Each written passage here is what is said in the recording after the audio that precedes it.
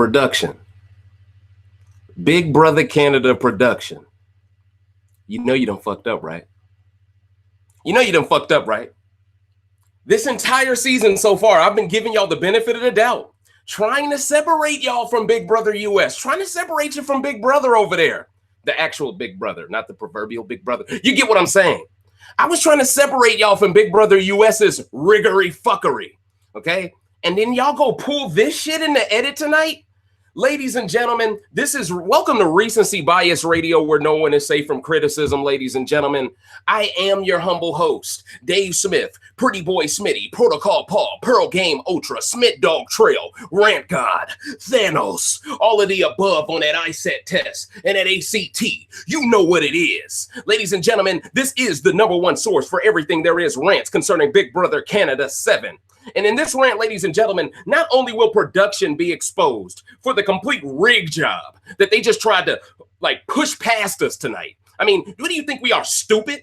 We only sat through 20 years of BBUS trying to pull the same thing off. Come on now, be a little bit more discreet, coach. I mean, damn, you're talking about anonymous assassins, production. You the one motherfucker tonight that wasn't anonymous with the shit you pulled off. I mean, damn, coach. We're going to get into that, ladies and gentlemen. We're also going to get into the Damien stands, the call casuals is the new term, or the ABCs, the anti-black coalition. It really doesn't matter what you want to call these people. But now, see, I managed to throw something out there that was so thought-provoking that now I got white people trying to tell people of color what it means to be a person of color. Now we got people legitimately culturally appropriating, legitimately showing their white privilege and their entitlement by telling us who we are, as if we don't already know. Puppets dance, Thanos is here. Okay, ladies and gentlemen, in tonight's rant, I have taken more than enough notes to straight up body everybody, okay? And I took a little bit of extra time before I went live because I wanted to check Twitter to see who was saying some fuck shit, okay? And I'm finna shit on somebody towards the end of this as well. Okay, once again, I speak logic into the atmosphere, okay? But I'm not gonna lie to y'all. I'm not gonna lie to y'all. After seeing what I just saw tonight, y'all gonna get some emotion too. Y'all gonna get some emotion too. Because at the end of the day, did Corey deserve that? We saw Corey get cut off in her final speech in the game. We saw her get cut off. Then we saw Adam in a goodbye message get more time to explain what he did to her than she got to plead to the entire fucking house to save her.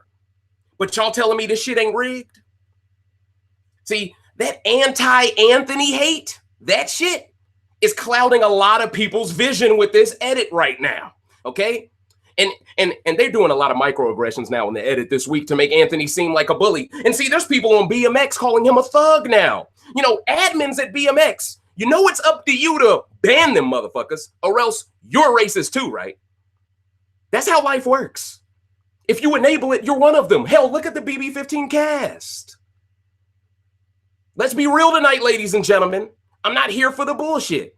Everybody got excuses for what's going on, but they're scared to acknowledge what's in front of them. So without further ado, ladies and gentlemen, I'm just going to go ahead and come into the notes, man. Because in all reality, the notes I took, they're impenetrable. And by the way, ladies and gentlemen, shout outs to the mighty mods. Thanos appreciates all of you. And towards the end of this rant, ladies and gentlemen, I will get to answering questions. So have them things ready. All right? You feel it, dig me? Now, the first thing I want to talk about is Wednesday's episode. Because during Wednesday's episode, I saw a few things. Not that much. And let's be real here. It is so hard to replay these episodes on these websites, man. It keeps crashing. I don't know if I'm the only one this happens to, but if I ain't watching it live, in most cases, I'm not going to watch it, all right? I'm just going to be real with that to start with, all right? But anyway, let's start off with Wednesday's episode. We're going to get into some feeds talk. We're going to get into some hot takes. Then we're going to get into Thursday's episode. And then we're going to go ahead and start answering questions, ladies and gentlemen. Sounds good? Sounds good. Now, let's start off this way. First thing. I absolutely loved seeing Anthony say that the other men don't call the shots because he does.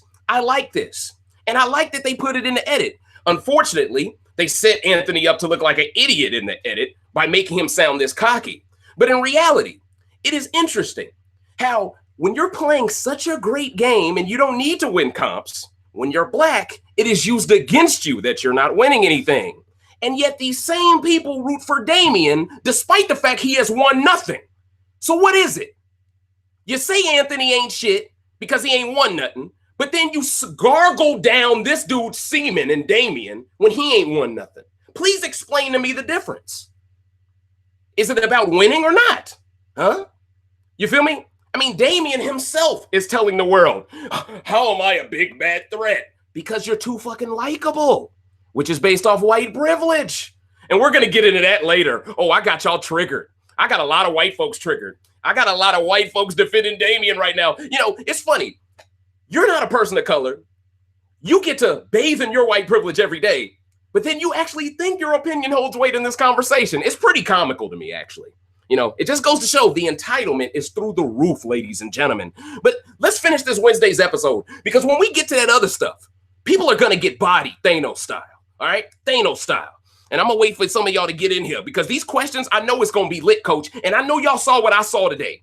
I know y'all saw how rigged that was. Okay? You mean to tell me feeds is cut down?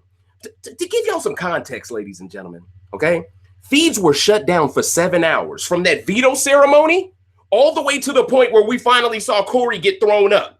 Meaning in between that time span of 7 hours, Adam was looking for them clues and went into the DR to explain himself looking for them clues.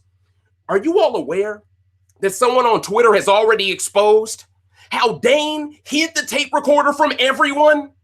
And yet somehow the box Dane hid the tape recorder in somehow had a mark on it to allow Adam to find it quicker. And all the boxes, and see, I've actually documented this in my past rant, so this isn't going to come off as something new now. Remember, I told you all about how Dane was very savvy, how he was hiding boxes. That way, if people were trying to keep count of the boxes, they would always think it was like 3 or 2 boxes short. Remember, I mentioned that a few rants back, maybe about 5 rants back, right? They replaced all the boxes Damian took out of that room and put newer ones in just to help Adam find it quicker, okay? And doesn't it fit a little too convenient into the storyline for them to force it to go to Adam, of all people? Because then he's perceived as, oh, he did it for his woman who will probably break up with in 3 months. But let's act like he's such a fucking Casanova for doing it right now. People are just falling over themselves for this bullshit, okay? But at the end of the day, coach, let's really get down to the brass tacks. Let's get down to the brass tacks. The reason why Adam had to be the one to unleash this twist was because Corey was the one who backdoored Sam. Corey was the one who ruined the showmance that production was pining over. So what better way for production to get revenge on Corey than to completely humble her by allowing Adam to shit on her? And see, the timing of all of this doesn't add up, ladies and gentlemen. Why was production in such a rush to force this twist in this week? Because on Thursday night, there was an HOH twist about boxes. Ding, ding, ding. So they were on a fucking deadline, ladies and gentlemen. They were on a legit timeline. So that explains why the feeds were cut, because they didn't want us to see production coming in and out of Leon's office, switching boxes to help Adam find the fucking twist faster. And if you're already helping this motherfucker find it faster and it still took him 7 hours, don't that show how dumb he is? Doesn't that justify what Anthony said about him being dumb? It does. But y'all falling all over Adam right now. Oh, Adam, he used his big twist to get out a woman. Remember the same people that said, oh, Sam is only 110 pounds. Well, I'm pretty sure Corey isn't much heavier than that. But it's interesting. You all claim to be Damian stans, and yet you 100% are accepting of the fact that the only person left in the game that would actually drag Damian to final 2, you wanted her to go. See, that lets me know you're a casual fan of the game, because you don't even realize Corey was the only person left who was willing to go to final 2 with Damian. Everyone else has a different final 2, coach. And SD threw Damian under the bus 2 weeks ago, but all of a sudden y'all standing both of them together? Huh? It just goes to show. Y'all got memory loss, selective memory loss, okay? Racial selective memory loss. Because to this day, everyone remember all the shit Anthony has said. Oh, they remember all the quotes. It's almost like they got a Google Doc somewhere of all the things Anthony has said in his life. You feel it, Demi? But meanwhile, when you bring up how Dane called Anthony a baboon and a gorilla, all of a sudden, I don't remember that. When did that happen? Boy, we going to talk that hot shit tonight. We going to talk that hot shit tonight. You know, it's interesting. You can label a black man a monkey. People love you anyway. A black man speaks to a group of men that are supposed to be alpha males like men, and y'all call him a bully. What type of beta male or beta female are you in your everyday life if that's bullying to you? Seriously. I mean, you had to have been a pushover in your lifetime if you think that's bullying. That's not bullying. That's having a conversation. And that's putting some bass in your voice to see if Adam gonna fold or not. And Adam did fold. Oh, why are you standing up over me and pointing at me, man? Oh. And did you see how the edit went out of their way to try to make it seem like Adam would have backdoored Anthony if Corey wasn't there? So no matter how you shake it, Adam ain't loyal to this motherfucker. And I saw this coming. This is why I wanted Anthony to keep Kaylin around. This is why I wanted Anthony to keep Mackie around. But I can't stress this enough. When I was saying he should keep them around, the same people that are pro Damian, pro Dane, pro Adam said, no, chalk them people of color to the win so we can prop Damian up as the face of people of color. You see that cultural appropriation? The one motherfucker who can pass is white. He's the guy who's the face for people of color. Ain't that a bitch? And before people start saying, oh, he's a man of color. He's a man of color. Before y'all ever heard a single interview from Damian's mouth, did y'all think he was white? Yes? Then shut the fuck up then. Because guess what? All the players in the house before he opened his mouth about that First Nation shit thought he was white as well. Meaning he did benefit from it, but his gameplay was so bad he still was a nominee week 1. But that's the guy y'all made a hashtag for. Epic fail. Epic fail. You give this community a bad name when you create a hashtag for a bad player. You ruined the integrity of this season by doing it. And production, they did nothing but compound on that mistake tonight. So understand, all of the notes that I'm going to bring up tonight, because this is still a freestyle, low-key. I was going to get into notes, but I said, you know what? I'm feeling too froggy, coach. You feel me? There's a lot of stuff I want to discuss tonight. You feel me? So understand, ladies and gentlemen, when I get into breaking this down, I don't want to hear no excuses. Especially with all the selective outrage that is going around. People are calling Anthony a thug. People are calling him a mama's boy. It's like, whoa, whoa, whoa, whoa, whoa, whoa, whoa, whoa, whoa, whoa. Since when is it a bad thing to love your mom? Whoa. But see, that comes with its own microaggressions because since the beginning of the time, government has been subsidizing women to want to kick men out of the home. And see, specifically black families, by the way. So when people call him a mama's boy, that comes with its own loaded statement, okay? But see, once again, I peep game on that shit and I just send you to the fucking shadow realm. I don't really have time to debate with idiots. You feel me? I want to debate with intellectuals. The problem is all the intellectuals are scared to lose to me. So here we are. Boy, production, y'all fucked up tonight. This color-coded context episode, ladies and gentlemen, I will get to breaking down everything. So just stay with me, man. Just bear with me, coach, because y'all gonna see where I'm coming from 100%. And y'all know me. I'll break it down different than everyone else, man. Bitch, I moved through London with the Euro step. You feel me? Like, I'm doing it tonight. Now, let's continue. Now, at the end of the day, what I was going to get to before I got into the freestyle, I lost myself. In a lot of ways, Anthony's confessionals are very similar to West from The Challenge, but nobody respects him as a mastermind game player besides people of color, which is why I keep telling people Anthony will get the credit he is due years into the future when people don't have live feeds to watch and must analyze his game simply from the edit. Anthony is going to be one of these guys where all of these people that are racist right now are going to say, you know what, I was wrong about him. They're going to admit it way down the road when it's no longer a threat to the evolution of the game. That's when they'll admit the shit. The same way they didn't admit Godfrey was a good player until after his fucking game as well. Let's be real here. The same way these same people are rooting for Adam, they rooted for Zach over Godfrey. Don't get the game twisted.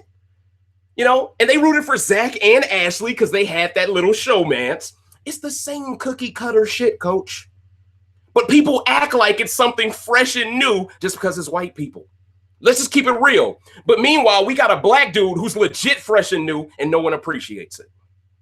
But let's continue. When Anthony called Adam dumb as nails, I couldn't agree more.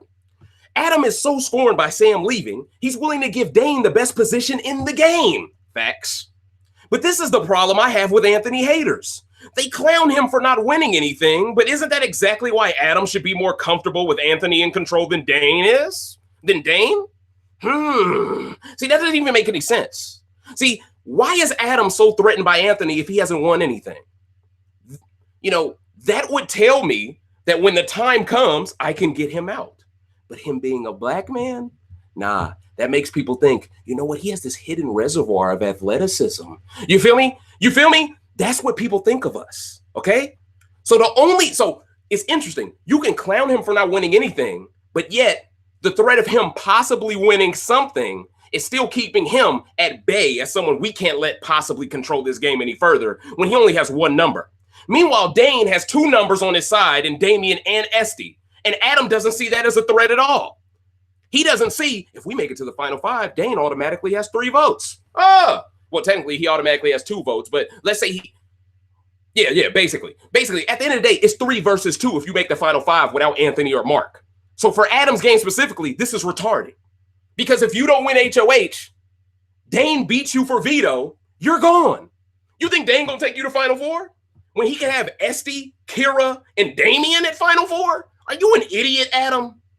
And let's be real, the edit tonight was 100% meant to make all the casual fans okay with Corey leaving. Why? Because Corey won the candidate's vote that got her sent in the house. Meaning they had to give Adam that humanizing moment of him talking about a dead relative to make everyone now okay with the fact that he just completely did Canada's player bogus. When you really break it down, when Canada votes you to come into the game, you're essentially their representative. So Big Brother forced that scene in there that was completely out of place. Let's be 100% real tonight. That scene made no fucking sense. And it happened after he decided to nominate Corey, meaning they wanted the audience to interpret the move a different way after figuring out what he was playing for. You see that? That's a slick editing trick. That's a sleight of hand to make people who were Corey fans now go, I can't hate Adam. He lost a relative. Meanwhile, black people, we lose relatives all the time to tons of different shit, but we don't get that many scenes and no edits to talk about our shit, do we? Hell, we don't even get visibility enough for people to know we playing the game. You feel me? So it's a lot of bias here, ladies and gentlemen. It's tons of bias. And if you're watching this video right now, you feel me right now. We kindred spirits if you right here right now. Because you see what I see right now. You see the tomfoolery. That's what you see, okay? But let's continue, ladies and gentlemen, because there's a lot of things we need to discuss. See, you can't have it both ways. But these idiots are trying to have it both ways just to further exposes that they aren't rooting for Adam. They are rooting for Dane and are only pro-Adam right now because he volunteered to play Dane's game when Mark was too smart to do it. Facts. More facts, coach. More facts. All of a sudden, yeah, I talked about this in the last rant. Oh, you play Dane's game. We love you, bro. You know, but if you don't, you're a coward. It's that shit going on. Let's continue. And who the hell is Esty to tell anybody to make a big move? She's been playing Dane's game since Mackie left. In fact, I got some tea for y'all. Anthony exposed Esty as being a clout-chasing flowster. Shout outs to Andrew Miller. She's a flowster, coach. Okay? Tone mentioned how Esty was rubbing her fingers through Mackie's hair, cuddling with him, and cooking him food. But as soon as Mackie left, through a tiebreaker that Dane broke based off of a sworn oath that he broke as well, Esty ran right to Dane for protection. What does this say about her, coach? Huh? What's this say about her? You just hopping from one D to the other and people love you for it? Ain't that a bitch? But then when he says her game is all about flirting, that's misogynistic. But that's what she's fucking doing. You feel it, dig me, coach? You feel it, dig me? It's misogynistic to tell someone about themselves? Ain't that a bitch? Meanwhile, y'all think y'all can tell, y'all think y'all are experts on people of color when you ain't even a person of color, okay? The double standards are through the roof, coach. They're through the roof. Okay, so who the hell is Esty to tell Mark to make a big move when her coward ass ran to the guy who swore an oath to the guy she was loyal to first? She refuses to turn on Dane because she knows she don't have the She knows she doesn't have the strategic chops to make the end without him paving the way. So how can you be a dependent player but hold another dependent player to a higher standard than you ever held yourself? Huh?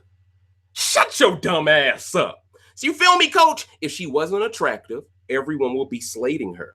And I'd argue because Corey isn't attractive, it's way easier for people to turn on her. Facts. And I was talking about this way before Corey got turned on. So you can't say, oh man, you're being a prisoner of the moment, Dave. No, I mentioned this in another rant previously because I saw it coming, coach. But anyway, see, this is what them SD stands can't dispute, coach. The fact that she talks so high and mighty, But what has she done? What move has she made? The only move she has made of any significance were the moves that screwed over Kiki, that lost Kira's trust, which further screwed over Kiki. And what did she do after that? Nothing. She just said, hey, Dane, you do your thing, I'll follow you. That's all she did after that. So for her to come at Mark this way, like, huh? Just because you were massaging him a week ago, let's talk about it, doesn't mean all of a sudden he's going to be fooled by your flirtation and your yoga pants too.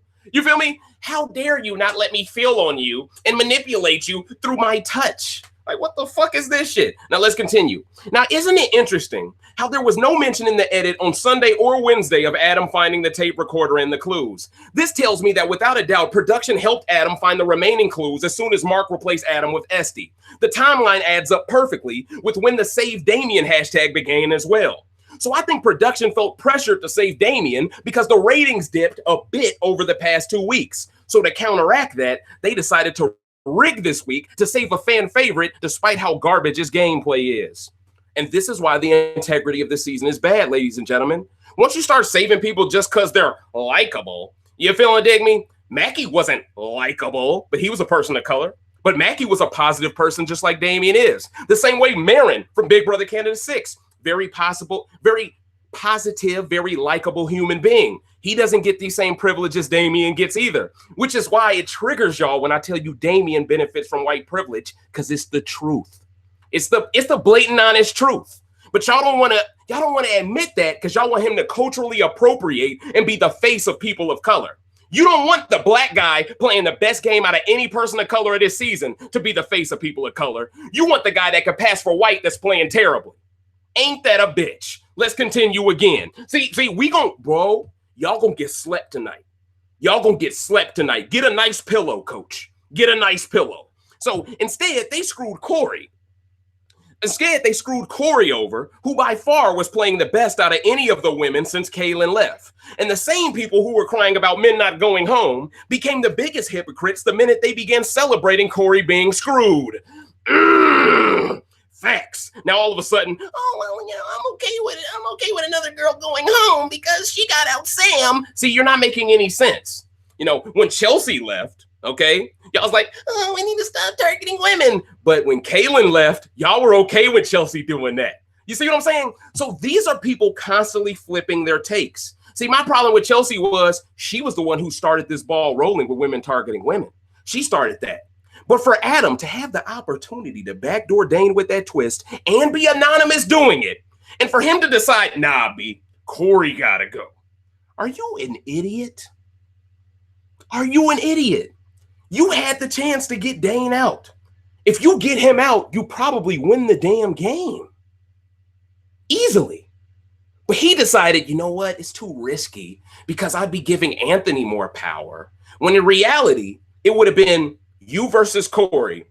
Whoever wins the game probably from a competitor standpoint. But instead, you rather go, no, I'll compete against Dane, the guy who's won just as many HOHs as me. I'm going to compete against that guy? Are you an idiot? Man, I could keep going forever, but let's get back into these notes. This exposed their fake outrage with women going home and their dangerous groupie attachment to a taken man and Damien. By the way, it's very disturbing how y'all keep coming up with these heart emojis. Oh my God, Damien, he's such a dreamboat. He has a girlfriend. Y'all thirsty as fuck, low-key. Calm down with this groupie shit. You feel it, dig me? I'm sure his lady don't like that. I'm sure she enjoys y'all gassing him up because it gasses her up by proxy. But damn no. Y'all need to chill out, because especially some of these sisters I see dick riding Damien, I never see them with all these, oh, he's a dreamboat about no black man ever playing Big Brother. They never say that. Now, to be fair, they don't give us much to choose from. But at the same time, though, this is clearly clout chasing on your part, because you're trying to get some of that wave from the Save Damien hashtag. You're trying to get some followers. So you willing to coon it up a bit to get an extra 100 followers. And that makes you very detrimental to our community as it is. And that's why you're canceled. But let's continue. And see, this opens up Pandora's box even further now, ladies and gentlemen, because all of you are showing us gameplay doesn't matter to you. If it doesn't, how about y'all go watch a dating show then? Let's really keep it a buck tonight. If y'all just want to see a whole bunch of people bullshit around and not play the game, go watch X on the Beach. Go watch Are You the One? Go watch that shit. Okay? Because it seemed like all y'all doing is watching Damian for your own selfish sexual desires. It seemed like you're not even watching his gameplay. Because if you understood his gameplay at all, you would know SD needed to leave this week and not Corey. Okay? Because if Corey stays, then Damian is able to pivot in between Dame's side and Anthony's side. But since you all are so stupid and so emotional, you didn't even acknowledge that much. You were just willing to see Corey go. Because she's working with Anthony. She's working with the black man. Oh, I don't care how much he may help Damian. I don't care. That's y'all, man. This is a game about strategy. And y'all are choosing the sweep strategy under the rug for who? Damian? Damian? Damian? The guy who gets TV time but never impacts the week? The guy who has gotten more TV time than Anthony this season, even though he has made no moves? The guy who has y'all clout chasing on Twitter? Damian? Damian?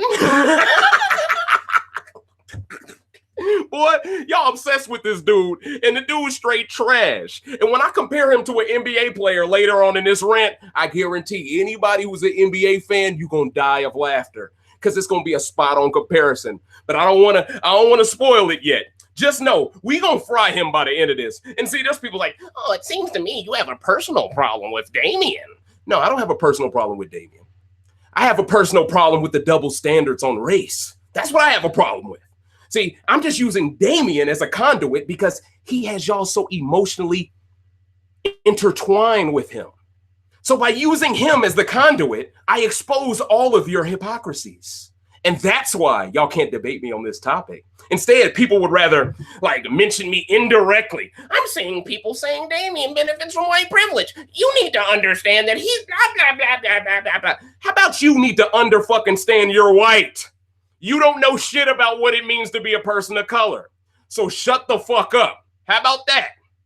How about that?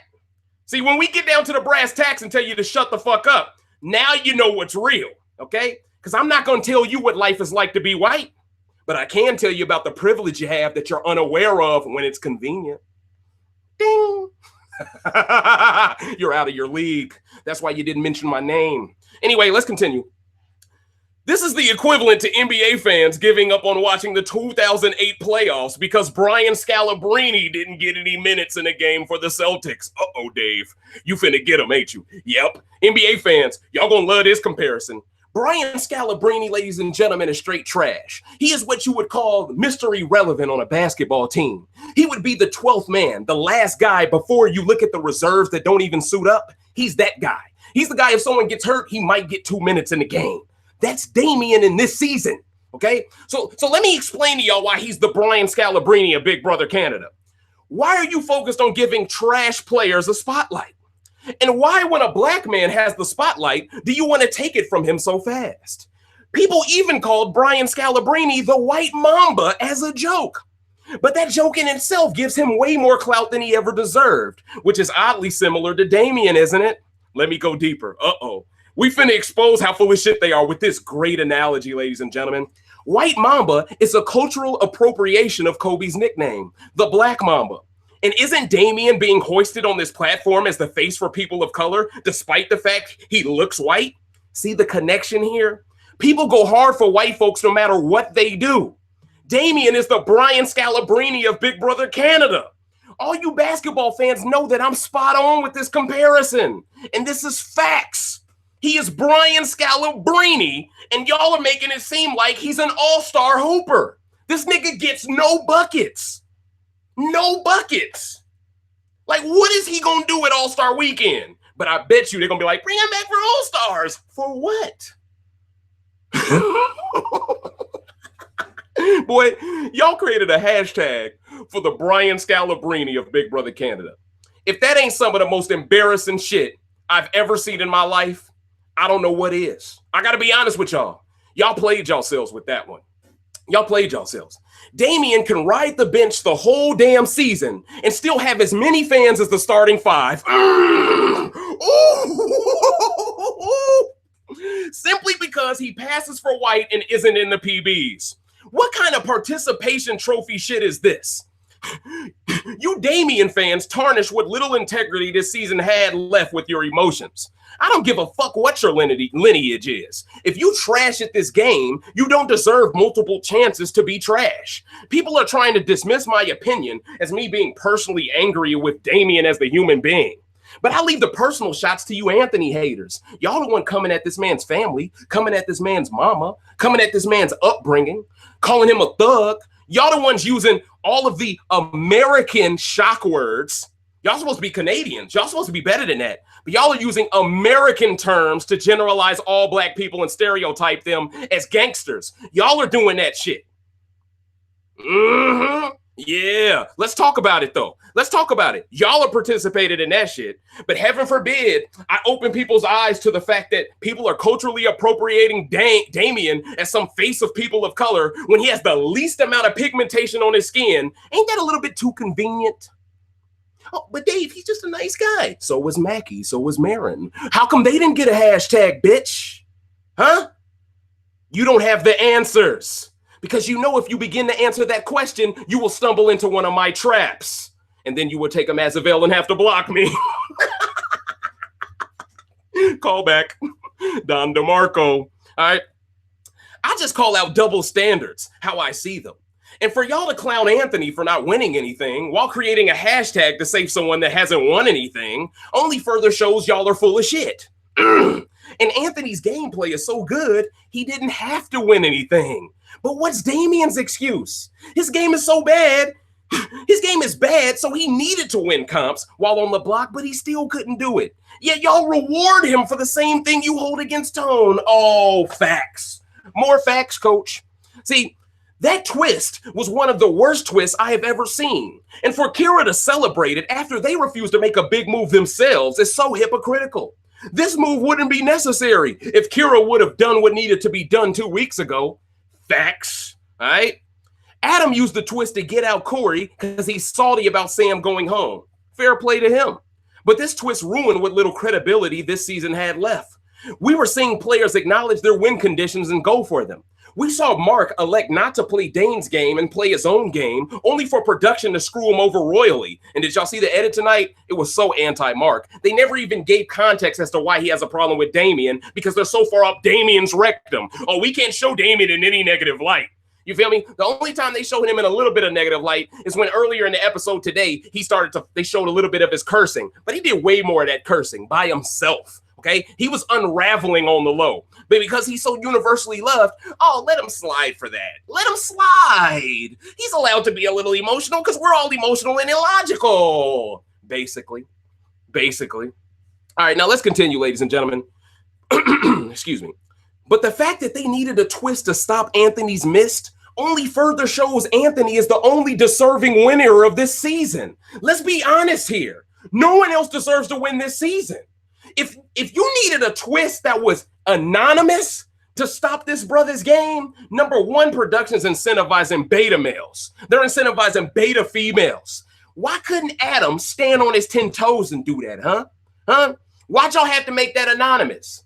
Because y'all didn't want Adam to get that smoke from the other PBs. Y'all didn't want him to get blamed directly.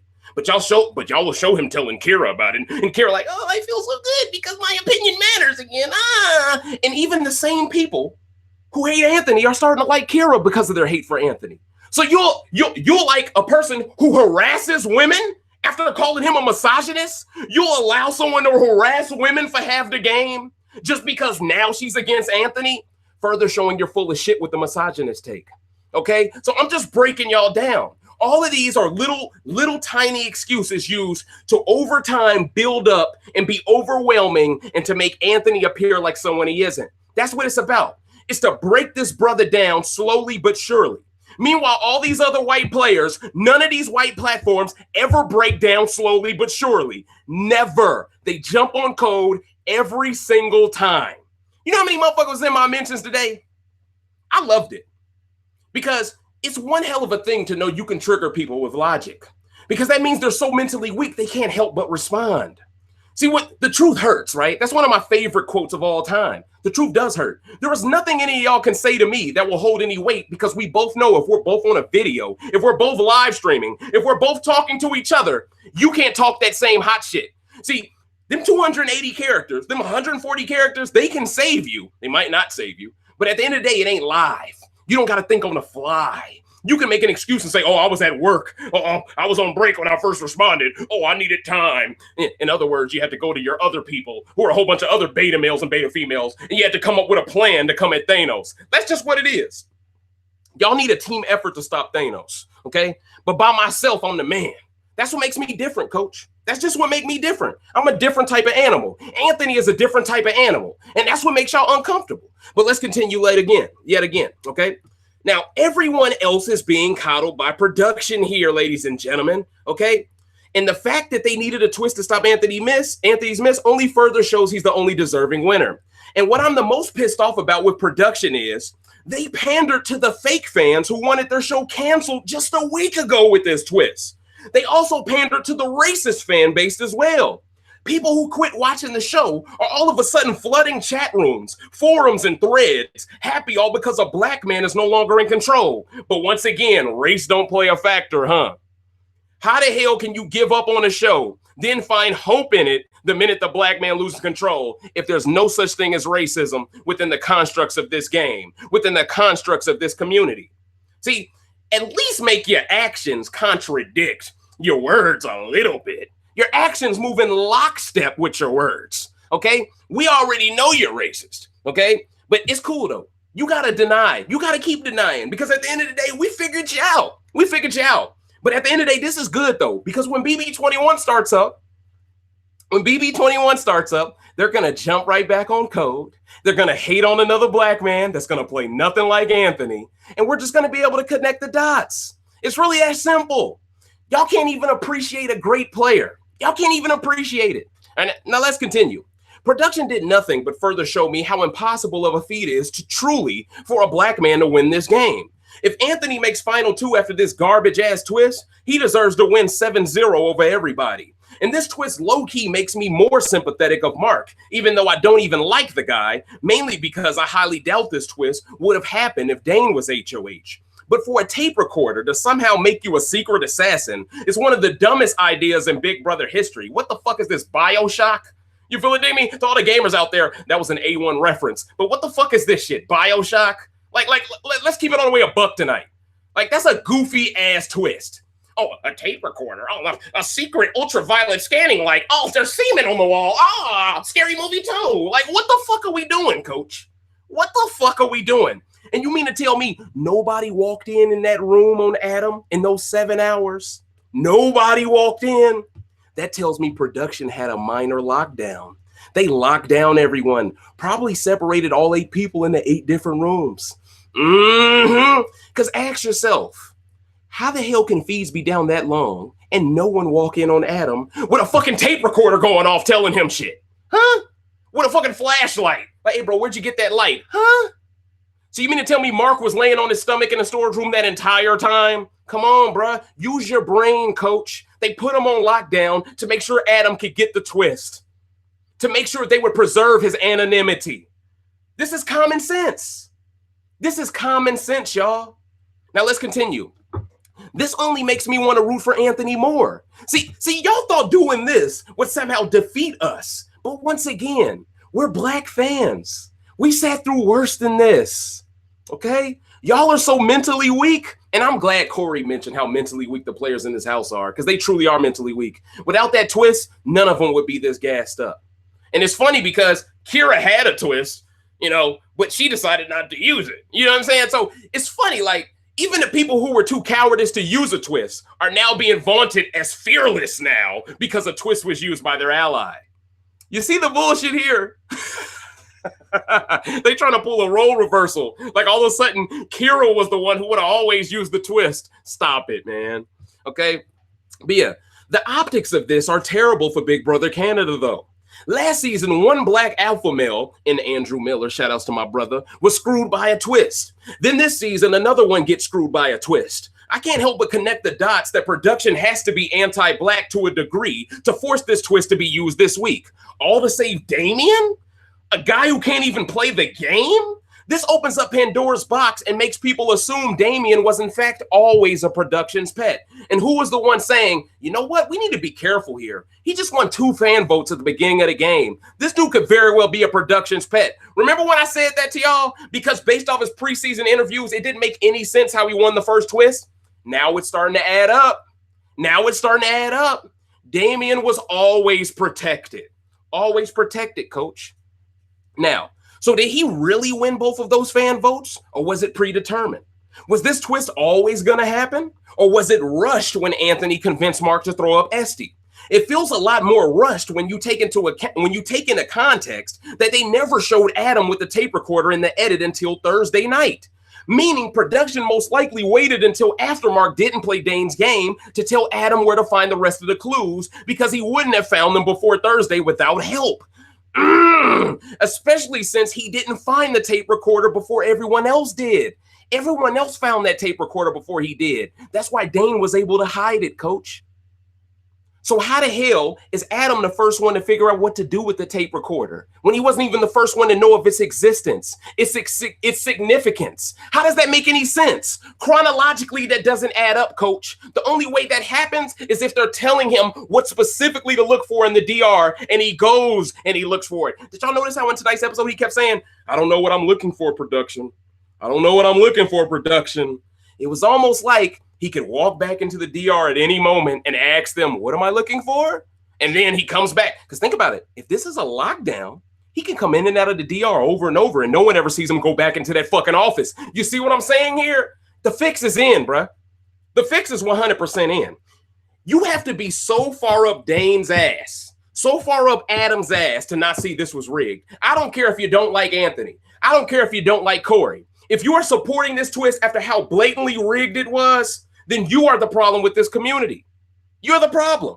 So if this show does get canceled, remember, you wanted it canceled 2 weeks ago. So I don't want to see you crying now just because the winner you wanted ended up winning right before it got canceled. Okay? I don't want to see y'all crying then. Now, I'm not saying I want the show canceled, but damn, this is a bad look, production. I got to be honest with y'all. As a black man, I don't even really want to cover this show no more. I'm going to just be real with y'all, because y'all some fucking bitches for this. I mean, I'm just going to be real here. I'm going to be completely candid with y'all. You feel it, dig me? This was a beta male twist. This was a twist meant to screw somebody over. This wasn't a twist to reward somebody's gameplay. This was literally a scavenger twist. But you didn't even make everyone know about the scavenger twist. So therefore, it was a twist based off of our pets knowing of its existence. And when you break it down, who are the only people that knew of the tape recorder? They were all the people who weren't aligned with Anthony and Corey. Why? Because they first put the tape recorder into the game when Corey was HOH. Why? Because they knew Anthony would feel comfortable with Corey as the HOH. Plus, he had to be the liaison in between the PBs and Corey, meaning he didn't have enough time to scavenge like Dane and Adam could. Meaning by releasing this twist during Corey's HOH week, they all guaranteed that Anthony could never get this twist himself. Or Mark. Boy. And see, Mark was on the block. He couldn't be looking like he doing something suspicious. You feel what I'm saying? You know, when Kiki was hurt. You see what I'm saying? So she ain't gonna do nothing. You see what I'm saying? So I just want to drive this point home, coach. Now, well, Mark wasn't on the block when Corey was HOH, but you get what I'm saying. At the end of the day, this was a tactical rig job. Tactical. It was tactical. It was literally carried out like 100%, like some military shit. The way they did this, the way they showed Kira like she was gonna walk in on Adam, and the way they showed Adam look to the side like he's hearing someone walk up, like he heard Dane call Kira. I can pretty much guarantee y'all that didn't happen all at the same time. That was put there to make us believe there wasn't a lockdown. I'm calling it right now. That was put there to make us believe there wasn't a lockdown, and to make us believe for 7 straight hours no one ever walked in on Adam. How stupid do you think we are, coach? How stupid do you think we are?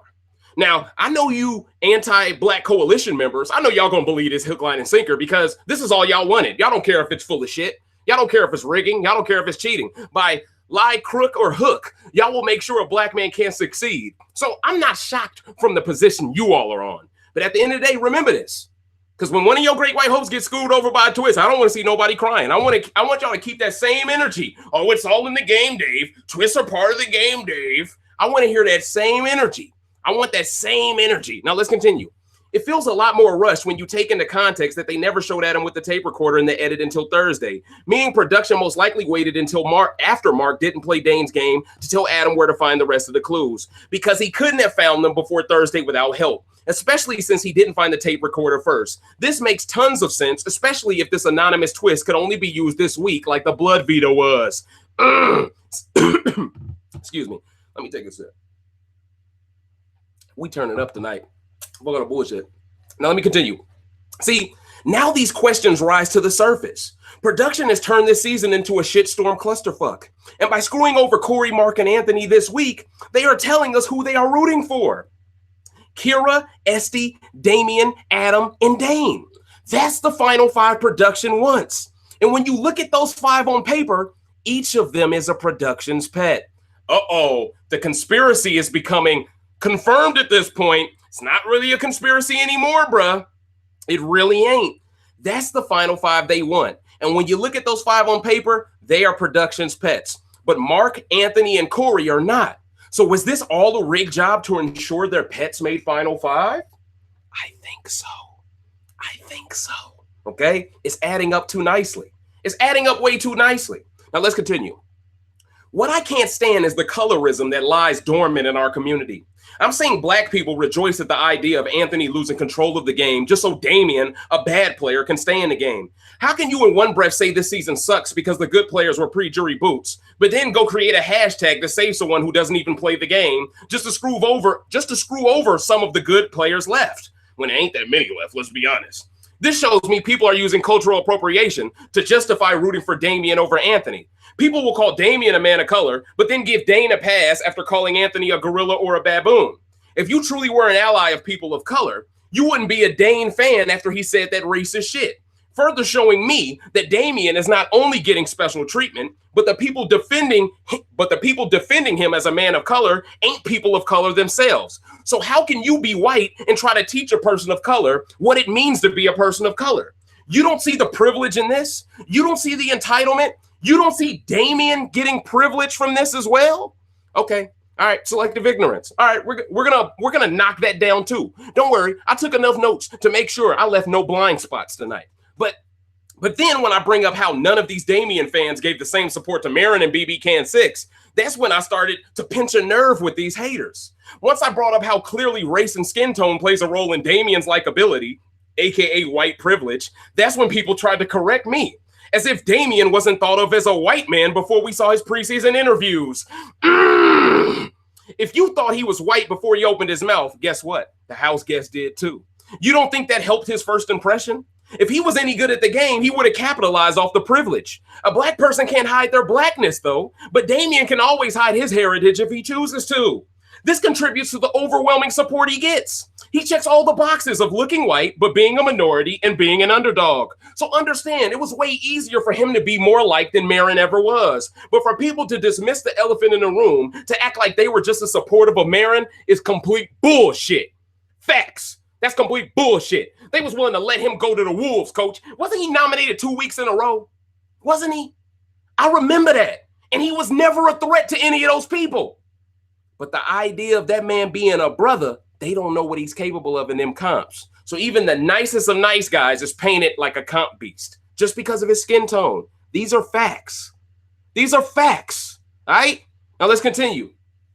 People are clout chasing off Damian to build their brands on Twitter right now. It's a different wave entirely, and it's because Damian is also liked by white folks because he looks like one of them. Would Damian have ever got this hashtag if he looked like Marin? Nope. But why not? They're both nice people. They both weren't good at the game. So what makes Damian so special if it isn't the idea he can pass for white? What makes him so special? Huh? Yeah. Y'all can't answer that question because nothing makes him special. Nothing. See, the casual fans who are happy Anthony lost control of the game, they can't answer that question. Because we all know it would be impossible for a black man to be trending to be saved on any North American Big Brother season. Unless he was gay or a buffoon, then I guess it's possible. But that's besides the point.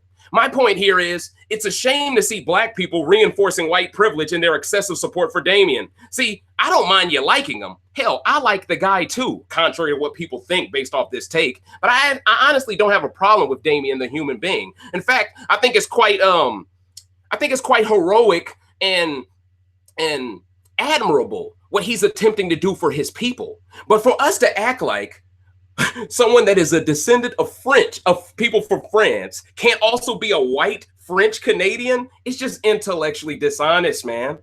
It's intellectually dishonest. You feel me? Like, it's bullshit. And the only reason why they're denying this, because it exposes their agenda against skin tone. The minute they admit it, the minute they got to admit the skin tone does play a factor. Now, let's continue. I just don't like Damian the player. The human being is a great guy. But the excessive cooning for clout that I'm seeing from black people bashing Anthony, but giving heart emojis to Damian, I find to be a bit unbecoming and repulsive. Why ain't you propping up your fellow brother as this hunk? Why not let the white women prop Damian up? It's because you want that clout the white folks are getting, and you see the hate for Anthony. So you decided to abandon Anthony while dick riding Damian simultaneously. And that by definition is cooning for clout. But how many of these black women dick riding Damian ever dick rode someone who looks like him in Big Brother US? Never. Never. Showing me that they're riding a wave here, a specific wave, because they would never ride this wave for a white man at BBUS. They would never do it. Even if he said, I'm a Native American, they still wouldn't do it, because BBUS comes with a different level of racism built into the constructs of the game. Now, after this season, I'm going to have to say it's similar, because production, y'all done fucked up. That's just what it is. See, there was a time where we held y'all to a higher standard. We did. And that was because based off of history, you all had proven to have the better brand for opportunity, for representation, okay, for multiple ethnicities. But if you're just going to resort to rigging shit for white folks all over again, what's the point of having all of this color on the screen? If it's just going to end the same way, what's the point? If the prologue is different, but the epilogue is the same, what's the point of watching the film, coach? You feel me? Now let's continue. Man, I'm hitting them, bro. They ain't got nothing to say. So understand, they change for the clout. And when BB21 starts up, watch these same people try to talk that woke black shit. But by July, they will be canceled by all the woke black folks anyway. So it's like I always say, once you start cooning, you got to keep cooning, coach. So now that you've chosen your side, how about you stay over there? That's what Meek Mill say. And that's what I agree with. You chose your side, now you got to stay over there. Facts. We don't want you back. So let's stop the bullshit. Acting like Marin got the same support, because he didn't. He was targeted for no reason in the game, just like most black people are. But ain't y'all the ones saying that there is no white privilege? If there wasn't white privilege, so many minorities wouldn't be pre-jury boots. Why is it so easy for all white people within Big Brother, North American Big Brother? Why is it so easy for all of them? They could be on opposite sides of the house, but they always can agree on booting the colored person. Why is that? Because there's a certain understanding that don't got to be explained over jumping on code. But once again, these former players cannot acknowledge this because it sullies their accomplishments, okay? They can't acknowledge this because then all of a sudden you got to put an asterisk by their name because they contributed and enabled racism to get ahead in the game. And let's be real, a lot of white folks do it in real life to get ahead. Let's be real here. Oh man, I don't want equal opportunity. I'm not going to get paid the same. No, I'm cool. And plus, that black guy, he could lift way more than I could in 8 hours. So I'm a little threatened. It's the same shit. Now, let's continue, ladies and gentlemen. All right. But yeah, so he was targeted for no reason in the game, just like most black people are. But ain't y'all the same one saying there's no white privilege? If there wasn't white privilege, so many minorities wouldn't be pre-jury boots. But how can a nice guy like Marin not make jury in his season, but Damian could in his? It's because Damian wasn't perceived as a minority until he opened his mouth about being one. Oh, see, as soon as Marin walked into the game as a candidate vote, they didn't give a fuck what his story was. He's a new black man on the outs, and let's be real, they booted Andrew Miller and I believe Hamza. And I believe Marin back to back. No, I think they got rid of Veronica maybe before Marin. I can't remember how that happened. But yeah, because I think Marin was next to Veronica at some point, right? So at the end of the day, Once one black person starts getting targeted, and see, this is why I was so nervous about Anthony allowing Kaylin to get thrown to the wolves. I thought it would lead to the same back-to-back shit. And at the end of the day, Mackie did leave right before Kaylin, so it technically was some back-to-back shit. But, you know, luckily for him, he was in a guys alliance, and they stayed loyal to the guys alliance as much as they could until jury. You feel it, dig me? But anyway, let's continue, ladies and gentlemen. It's because Damian wasn't perceived as a minority until he opened his mouth as being one, meaning he benefited from white privilege the first week when Laura left over him. And since Laura was close with Kaylin, Laura, of course, was more guilty by association. So this is me showing Damian is only in the jury now because of his skin color. So for people to act like him passing for white isn't contributing to his likability in the edit and on feeds just further shows how people will do whatever it takes to deny the racial aspect of the game when their favorite players benefit from it. Let's continue. So if you're black and celebrate a bad player staying in the game over a legendary black player keeping control of the game, we don't give a fuck about your opinion for future seasons. For your information, could a black person even have their girlfriend apply on their behalf and be selected for a season? Hell no, coach. I think that was a new Y'all don't see the privilege, but I do. And if Damian's girlfriend wasn't white, but he still looked the same, we all know she wouldn't have been able to apply on his behalf and get him accepted. Another change-up pitch. So even the application process has a white privilege written all over it when it concerns Damian. Oh, boy, we getting them right now. Now, if y'all don't know this, Eddie, a.k.a. the Play Possum Phenom, spilled some tea on the Big Brother Canada 7 Reddit page, and he spoke about how there were 2 house meetings we never got to see in week 1. And I thought this was very interesting, which is why I incorporated this into my rant, ladies and gentlemen. One was done by Adam because he was allegedly paranoid a twist would screw him over in week 1. The other meeting was done by Laura to expose Chelsea and Sam had a final 3 with her, but they abandoned her for Adam. So I find these 2 stories to be very interesting because, ladies and gentlemen, we didn't see none of that shit, did we? None of it, okay? And see, that would have provided a lot of context to explain a lot of information, in my opinion. But by them not showing that, it's clear as day they were protecting Adam. Because if you do a house meeting in week 1, you look irrational. And I'd argue the casual fan will look at you as a cocky human being. Wink, wink. They protected him from his lowlights. Once again, but all we see is Anthony's lowlights in the edit all of a sudden. When we just found out he was still in the season 2 weeks ago, he finally got some visibility. Now all the shit we see is negative. You see that? Meanwhile, the stuff since week 1, they've been hiding that's negative about Adam's game. See? And this further backs up that they would rig some shit down the line for him to get a twist. You see what I'm doing? It all comes back full circle. This is key information because it confirms how dumb Chelsea and Sam were since week 1. The edit made both of them seem like good players until Dane's second HOH week, though, showing me they were both being protected for choosing Adam's side by production.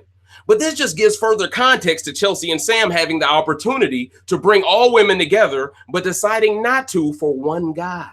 Ain't that a bitch?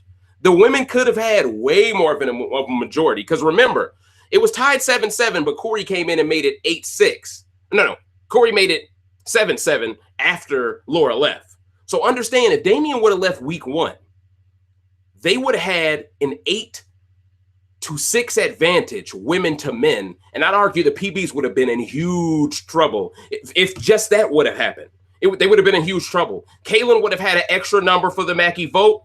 Now, granted, Damian, he voted with Kaylin's side anyway, but I 100% believe if Laura stays, that's based off Chelsea and Sam waking up, meaning Chelsea and Sam become extra numbers to vote out Kara in that situation. Meaning instead of a 5-5 vote, we get a 7-3 vote. Kaylin's in control of the game. The jury is way more cracking. The game is way more interesting. But once again, we couldn't let the black woman have control of the strategy, could we? Nah. But we'll settle for Chelsea to take her power vacuum, and then she crashes and burns. Then we'll settle for Sam to take that power vacuum. She crashes and burns. I mean, I'm just keeping it on the way buck. Now let's continue. And that's the only tip of the iceberg here, ladies and gentlemen. Because if production covered up this paranoid version of Adam in the edit to make him more likable, isn't that once again another example how you can't be likable in the edit unless you have privileges? white privileges. And see, this opens up Pandora's box even further when you fast forward to this week with Adam on the block. For all we know, production could have tipped Adam off in the DR on what to look for in Leon's office, so he would be the one to use the twist. And now that we know how biased production has been in the edit to make Adam more likable, it makes sense why they only put a positive spin on the showmans as well. They want this season to be the story of Adam, when it really is the story of Anthony. But the twist took the narrative control away from Anthony this week. So production 100% had an incentive to want this twist to be used in order to flip the game and make Adam now the new storyteller. Facts. Now let's continue. But how come nobody has asked the obvious question? Why were the two most powerful twists in the game both given to Adam's side? Y'all seeing what I'm doing? Kira got the first, Adam got the second. But on Sunday's edit, we clearly saw Esty and Damien find the tape recorder before Adam ever did. So how could Adam stumble upon this after others, but know its significance before everyone else if he wasn't helped by the same production that gave him a rebrand during week 1? Oh, bodied him. Damn. Bang. Now let's continue. This tells me Adam was told specifically of the tape recorder's importance, and production wants him to have a resume to win the game. So with this context, there's no doubt in my mind this was a rig job. This twist was first revealed during Corey's HOH week on feeds. Corey happens to be connected to Anthony, who they didn't want this season to be about. By that time, production would have known Sam was the target, making Adam an easy target next. So understand, the timing of this twist was 100% meant to save Adam first and foremost, just in case he didn't win veto during Mark's HOH week. So this was basically them making Adam as Teflon as Tyler was in BB20. And what do both of these guys have in common? A lot. They both were protected by twists they didn't earn. They both will be bad players if they weren't white. And they both get passes for mistreating women, while the black men in their seasons get labeled as the misogynist of the season. Oh, man. We getting them. I believe production knows Dane and Adam can't make the end if both don't make Final Five. So they decided to screw over Corey and Anthony so they could be replaced in the Final Five by Adam and Dane. This would give all the undercover racists and casual fans reason to watch again at the expense of the real fans who kept watching and just wanted to see the best player win. It also by proxy saved Damien, a bad player who people like just because they want to sleep with him or because he's nice. But these same people are willing to sacrifice Corey in the process, despite the fact Corey protected Damien this entire time up until this week. And I'd argue Corey kept Anthony from wanting Damien out for a long time as well. But do these Damien stans care about Corey? Do they even acknowledge Corey protected Damien up until this point? Nope. Because they a bunch of motherfuckers that can't be pleased, coach. When they are emotional about something, you can't sway them, okay? And it's because they don't understand the game enough to realize Corey had Damien's back more than anyone left in the fucking game. Esty threw Damien under the bus 2 weeks ago. Adam threw Damien on the block week 1 and had a fight with him that never made it in the edit once again to protect Adam's reputation with Damien fans. I bet you Adam fans didn't know that, did you? He had a fight with Damien. They were going at it with each other. And I believe this had to do with Damien's second time being nominated by Adam. I might be wrong. No. I can't remember why exactly they were fighting and what week it was, but I know for a fact that they had a fight, okay? But once again, we don't see this in the edit, so production, they protect Adam, and they always keep the door open to him working with Damien. Now both fan bases can come together. So the showman's lovers can come together like Voltron with the Damien stans, who can come together like Voltron with the Dane lovers, and they all create this huge Save Damien hashtag, when in reality, they only created that because they wanted Dane to win the game. They wanted Damien to stay to give Dane the extra 2 numbers outside of the PBs heading in the final 7. And they wanted Adam to get retribution for Sam all at once. You see how I broke that down on the fly?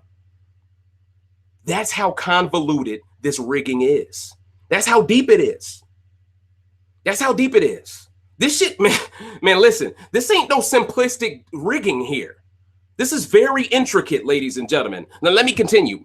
Dane and Kira both went out of their way to keep Mark over Kiki, and Mark hated Damien. So please explain to me why all these people are rejoicing over Corey leaving when all these other players choose to root for...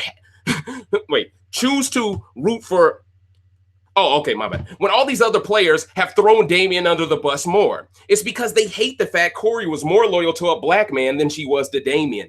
It's that simple, ladies and gentlemen. They can forgive all those other players quicker than Corey because they hate Anthony that much. Even if all those other players have vocally targeted Damian compared to Corey, who has never vocally targeted Damian. In fact, I truly believe if these noms would have stayed the same, Corey would have been fighting tooth and nail to try to get Anthony to vote with her to get rid of Esty over Damian. But we never got to see that because y'all were too impatient. I'm talking about production, and I'm talking about you, them Damian butt boys over there. Now let's continue.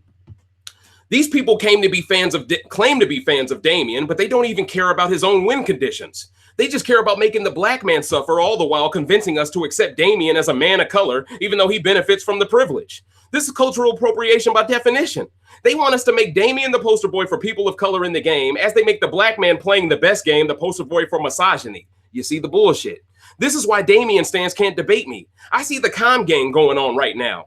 And the minute I brought up Marin's name to show people being a nice guy only gets you far in the game when you're white, that's when they got big mad. It's because they know, I know, they only cape for this dude so bad because he looks white. This happens in Latin America and all around the world. Colorism is a real thing. People put more value on what you have to say when you look white. So when people use the excuse that he's only popular because he's First Nation, that is a lie, ladies and gentlemen.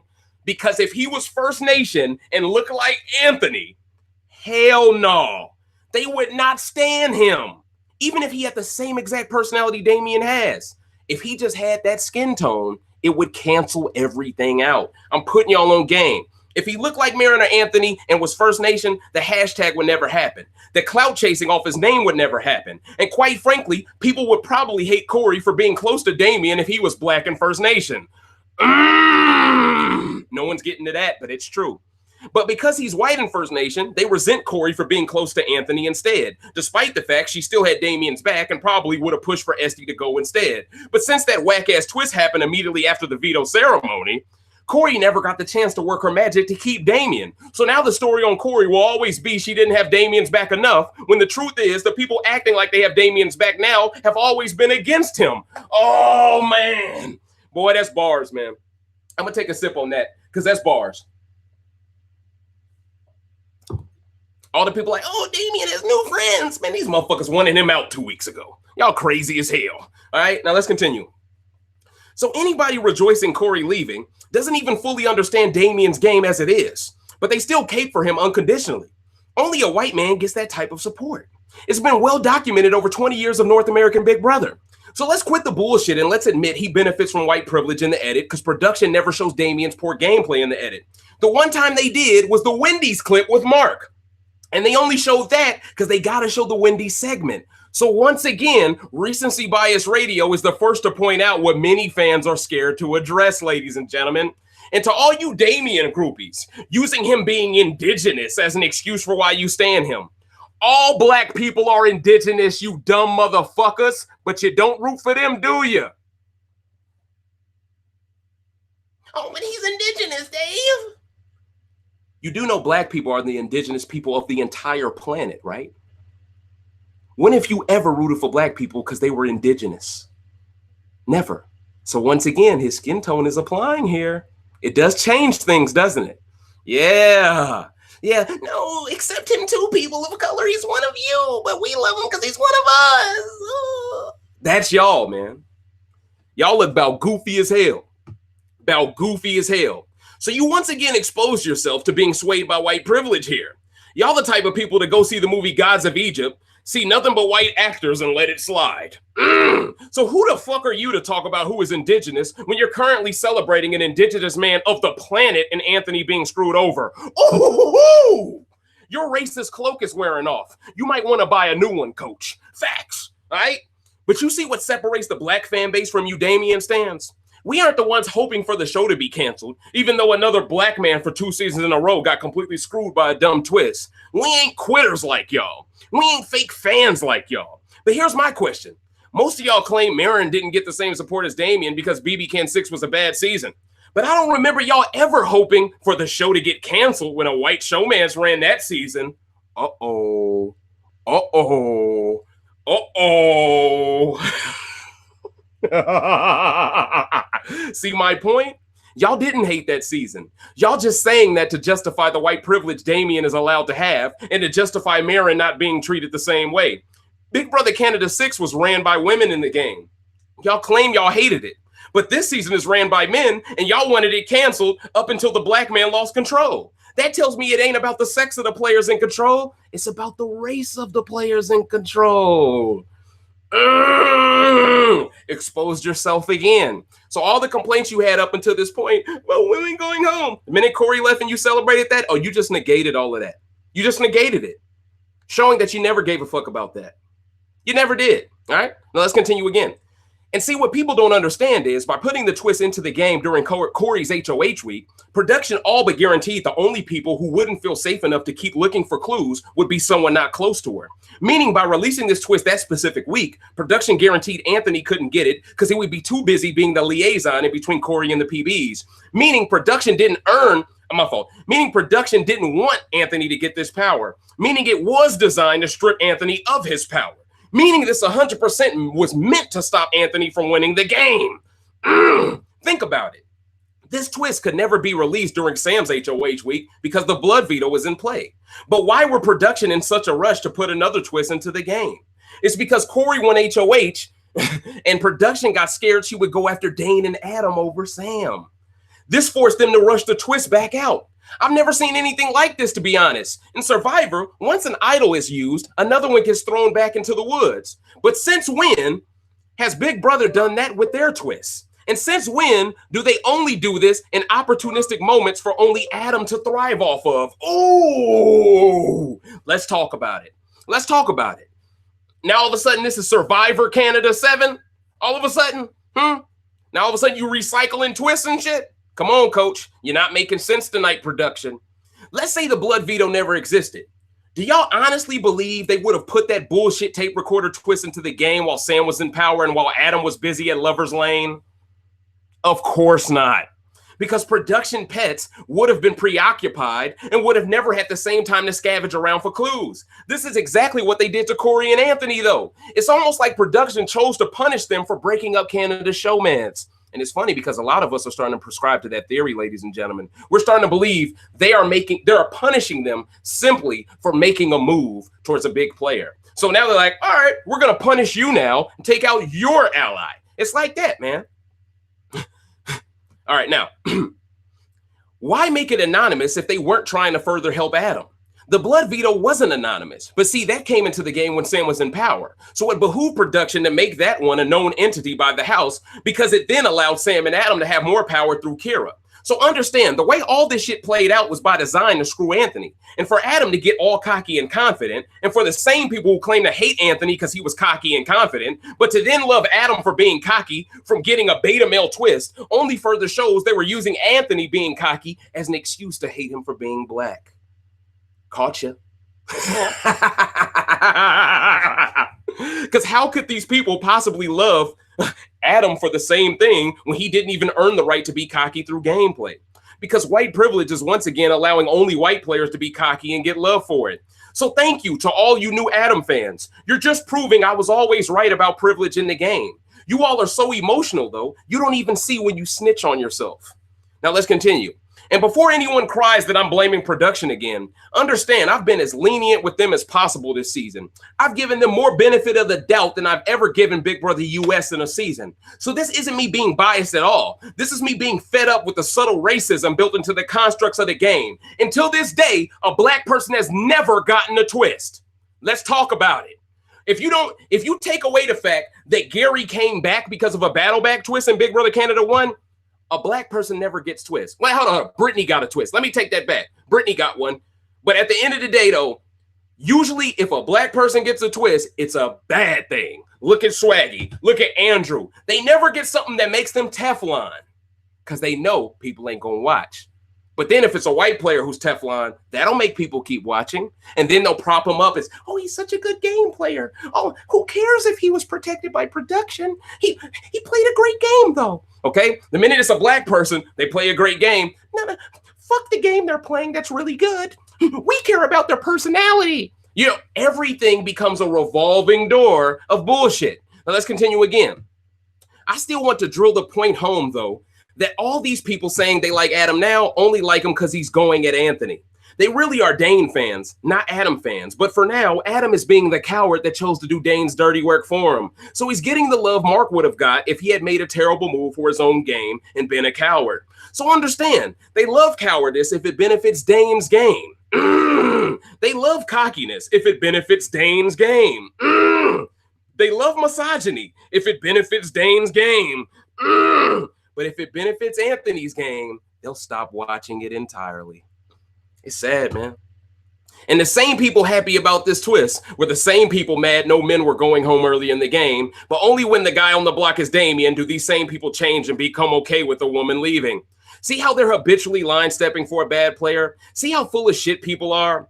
I'm even seeing people become fans of Kira, the non-binary harasser, just because Kira is also gassed up and cocky because of the twist. But once again, if Kira uses the blood veto, Mark never wins this HOH, and another woman is still in the game. So this is yet another example of how quickly people selectively forget white players' mistakes in the game. But nobody forgets Anthony's. You see that? How you a Kiki fan, but you standing Kira now? Y'all sound about goofy as hell right now. That don't even make sense. These people are all over the place begging for a white savior. Facts. Facts. Please save this game. Save us from this black man who's too smart. That's y'all, man. Let's continue.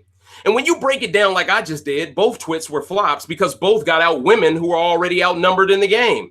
So why aren't the same people that were mad about the blood veto not being used mad about this twist being used on a woman? It's because it hurt the black man. I'm removing all the excuses from the equation by showing all of you how many different players these people stand over one season in the hopes that one would take out Anthony. This is a very dangerous level of racism. And I can tell the majority of people who hate Anthony are either virgins or lame in real life, and that would never say this hot shit in his face, let alone in any black man's face. So once again, the real cowards are the ones too shook to admit they have an anti-black pro-white player bias, even though it's so obvious based on how many times they've contradicted their own opinions with their own opinions. But that's neither here nor there. Now that I've completely destroyed all of the anti-black coalition members, let's get down to why getting rid of Corey makes no sense for everybody's game besides Adam and Dane. Who is going to beat Dane or Adam if it ain't Corey? See, Sam would have turned on Adam. Sam would have never turned on Adam, so she had to go. But Corey probably would have turned on Anthony in Final 3 and took Damian to her with Final 2. Took Damian with her to Final 2. So you Damian fans are basically celebrating Damian now having a 0% chance to make Final 2 by celebrating Corey going home.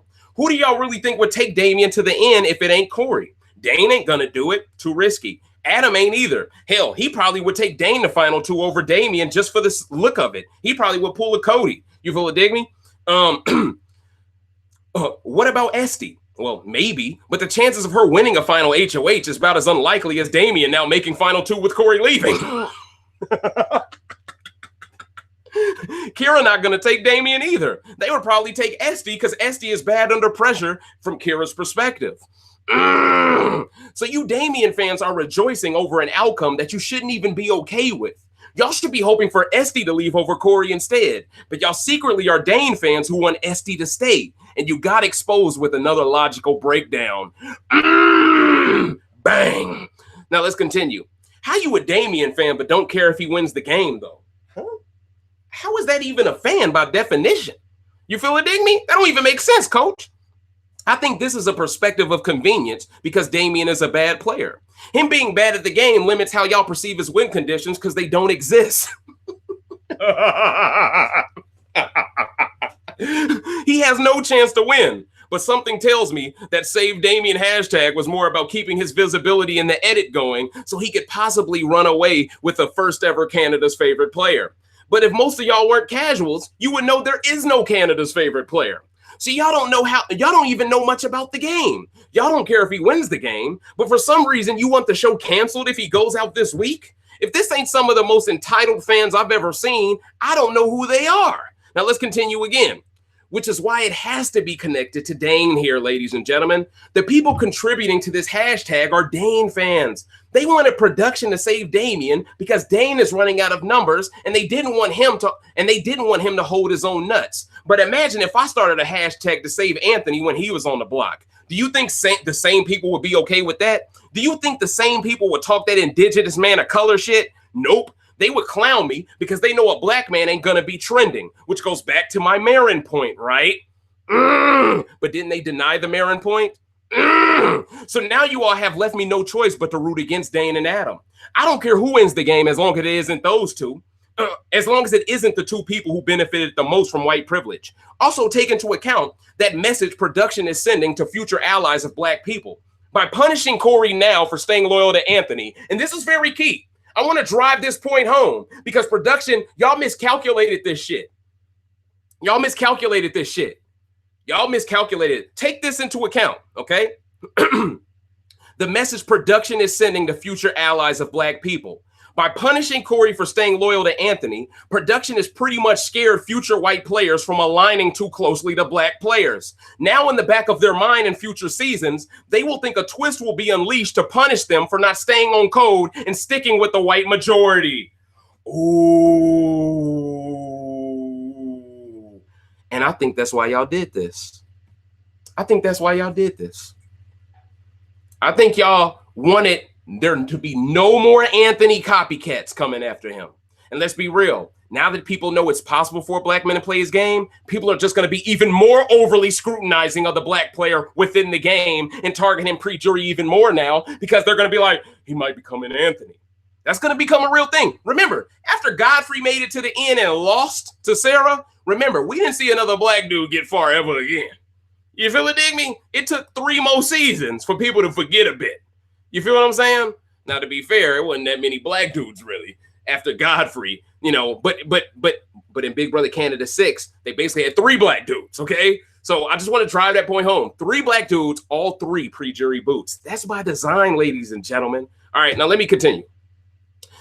See, production doesn't realize the clusterfuck they created in doing this. Now nobody has any incentive to work with a good black player. And it was already hard enough as it is to get white people to work with black players. So production basically panicked because Anthony exceeded expectations as a recruit. And now we will probably never see another Anthony on Big Brother Canada again. That's the tragedy out of all of this, man. That's the tragedy. They couldn't just let the game play its way out organically. They couldn't let the person who deserves to win prove it. They had to affect it themselves with an independent variable.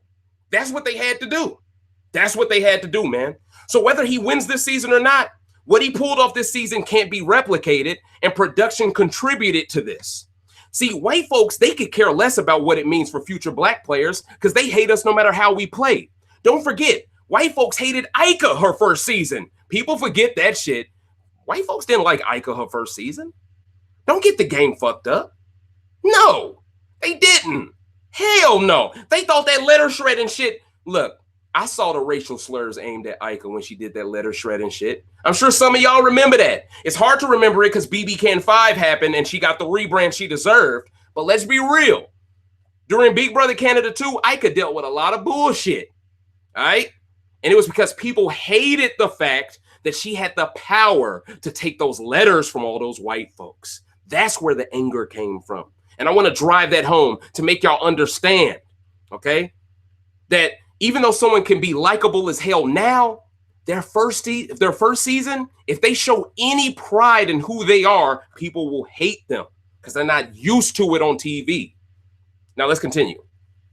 Now, some liked her, but most hated her. This is the community we are in. Now, this is the only community that loves cockiness when it's white. The only community that exclusively loves indigenous people when they pass for white. And the same community that denies doing it all the time, even though they're getting worse at hiding the microaggressions. But they can't hide from me. I'm too thorough, though. And I don't buy the bullshit. Now, ladies and gentlemen, let's get to breaking down Thursday's episode that just happened tonight. After that, I will get to answering questions and I will be in the live chat. So I hope you all have them ready for me, ladies and gentlemen. Now, the first thing I want to bring up from tonight's episode, did you all notice how the edit is jumping all over the place as if Damien and Esty had those conversations with Mark after the veto ceremony? All that shit happened before the veto ceremony, ladies and gentlemen. But they're fitting all of that into that episode. They're just padding the episode. And when it happens during the same episode where they cut Corey's speech off, I have to connect the dots here. That they clearly were trying to make Anthony, Mark, and Corey all hated in the same episode. And they pulled it off. Because these idiots, they fell for it hook, line, and sinker. They fell for it. All right? Now us, the people who watch this channel, we're too smart for that. So that's not going to work on us. But we're the minority in all of this, right? We're a small vocal minority. The majority of people, they loved what they saw tonight. Hell, did you see how when Anthony voted out Esty and he was the only one to vote her out, he got no reaction from the crowd, but everyone who voted out Corey got a loud applause? It's like, damn. It's like, all y'all want her out that bad? Just because she got rid of Sam? All right, but let's continue. Also, Adam using the flashlight to find the twist happened while feeds were completely shut down. So understand, they didn't want us to see this happening on feeds for a reason. Even Adam asked production out loud what he's looking for. And since he has the same clothes on in the DR he had in Leon's office, it's very plausible they told him what to look for and kept people from interrupting him. Kira was about to walk inside in the edit, but Dane called their name. I think it was a complete lockdown to make sure the anonymity of the twist would stay secret. I think that was another clip from another time of day, and they just fit it in there to make people believe they didn't rig this shit for Adam. But I mentioned that earlier, so I won't rehash it much further. Production no doubt rigged this for Adam, in my opinion, and that's why they didn't let us see it on feeds. How would that take 7 hours to figure out if Adam wasn't kept from the rest of the house by production to keep looking? You mean to tell me nobody walked in that room in 7 hours? I call bullshit. You can tell by how they edited this episode that they were hiding the lockdown with that Kira scene. Also, you can tell production clearly isn't on Mark or Anthony's side by how they went out of their way to show Anthony laughing before everyone was called to the living room, and how they showed Mark laying on his belly in the storage room. That was done to show a before and after effect to embarrass both men. The editors are supposed to be unbiased, but everything about the scene when Adam was deciding on who to nominate was heroic and epic music. This is a subtle trick production uses to tell the casuals who they are supposed to like. And by them purposefully holding back all the Adam scenes with the tape recorder until tonight, they made the casual Damien fans want to tune in for a rating spike. And if y'all don't know, ratings took a dip over the past 2 weeks, so it makes sense why they held on to all of this information until tonight. It also makes sense why the spoilers were kept under wraps for a long time until the episode aired. They wanted to get all those ratings back from screwing over the black man. This was a tactical rig job, point blank and the period. Somebody on Twitter already exposed how production replaced the boxes Dane hid and put a mark on the box Dane hit the tape recorder in so Adam could find it. Meaning they wanted Adam to get revenge for Sam specifically, nobody else. Also, that would explain why it took 7 hours of feeds being down for Adam to find the stuff. Most of that was probably production rearranging the boxes. So hashtag this shit, ladies and gentlemen. We're going to call this Boxgate. Okay, that's what I'm gonna call this. This is Boxgate because this was 100%. This was almost like the lady that got pushed on the endurance competition. I forgot her name from BB15. Helen, that's her name. It was almost like the hand that we saw push her off the competition. You know, this is just too close for comfort. It's way too obvious of a rig job. Anyone who can decipher the edit can clearly tell that production did a lot of padding in this edit tonight to fit for time because they didn't want Corey to make too much sense in her speech because they knew she was going home anyway. But for them to give Adam the most time to give her a goodbye message when he was the one who sent her the fuck home, that means they are purposely trying to work it for Adam to gain Corey's vote. I mean, that's just common sense, man. But I'll get into that in a second. Now, then they humanize Adam after his move by mentioning a dead relative. Come on, man. They trying too hard to get the casuals on his side. What did that scene have to do with tonight's episode, though? Nothing. Anthony waited 7 weeks to get a scene about his family, but he never got a supernatural, glorious edit like Adam got tonight. This is disgusting. That scene was so out of place and irrelevant unless production wanted the person who got in the game from a Canada's vote to be abandoned by Canada with a sympathetic Adam scene just to be safe. Bang. You feel me? You feel me? I feel like I'm Revolver Ocelot in Metal Gear Solid 4 right now. You feel me? Guns of the Patriots. You feel me, coach? Now, let's continue. Even the goodbye messages were terrible. They gave Adam more time in his goodbye message to Corey than they gave Corey in her final speech. I've never seen nothing like this in my life, ladies and gentlemen. I've never seen them cut off someone's speech and then in a goodbye message give a guy more than 30 seconds to explain himself. I've never seen nothing like this, man. I've never seen nothing like this.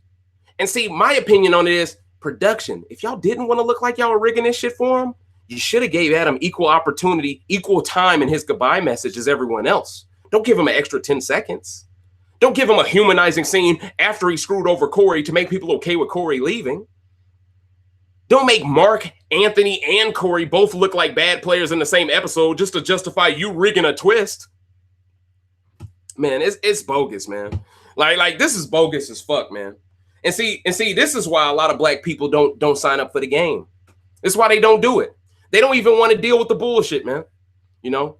Because see, I'm a different type of motherfucker, man. Somebody rigged some shit against me and they cost me 100 racks. I'm finna beat somebody ass. You feel it, dig me? We talking about life-changing money here, and y'all fucking with people based off race? Nah, I don't respect that at all. But let's continue. They want Adam to gain Corey's vote so badly. And did you see the difference in loyalty between Mark, Dane, and Adam in those goodbye messages?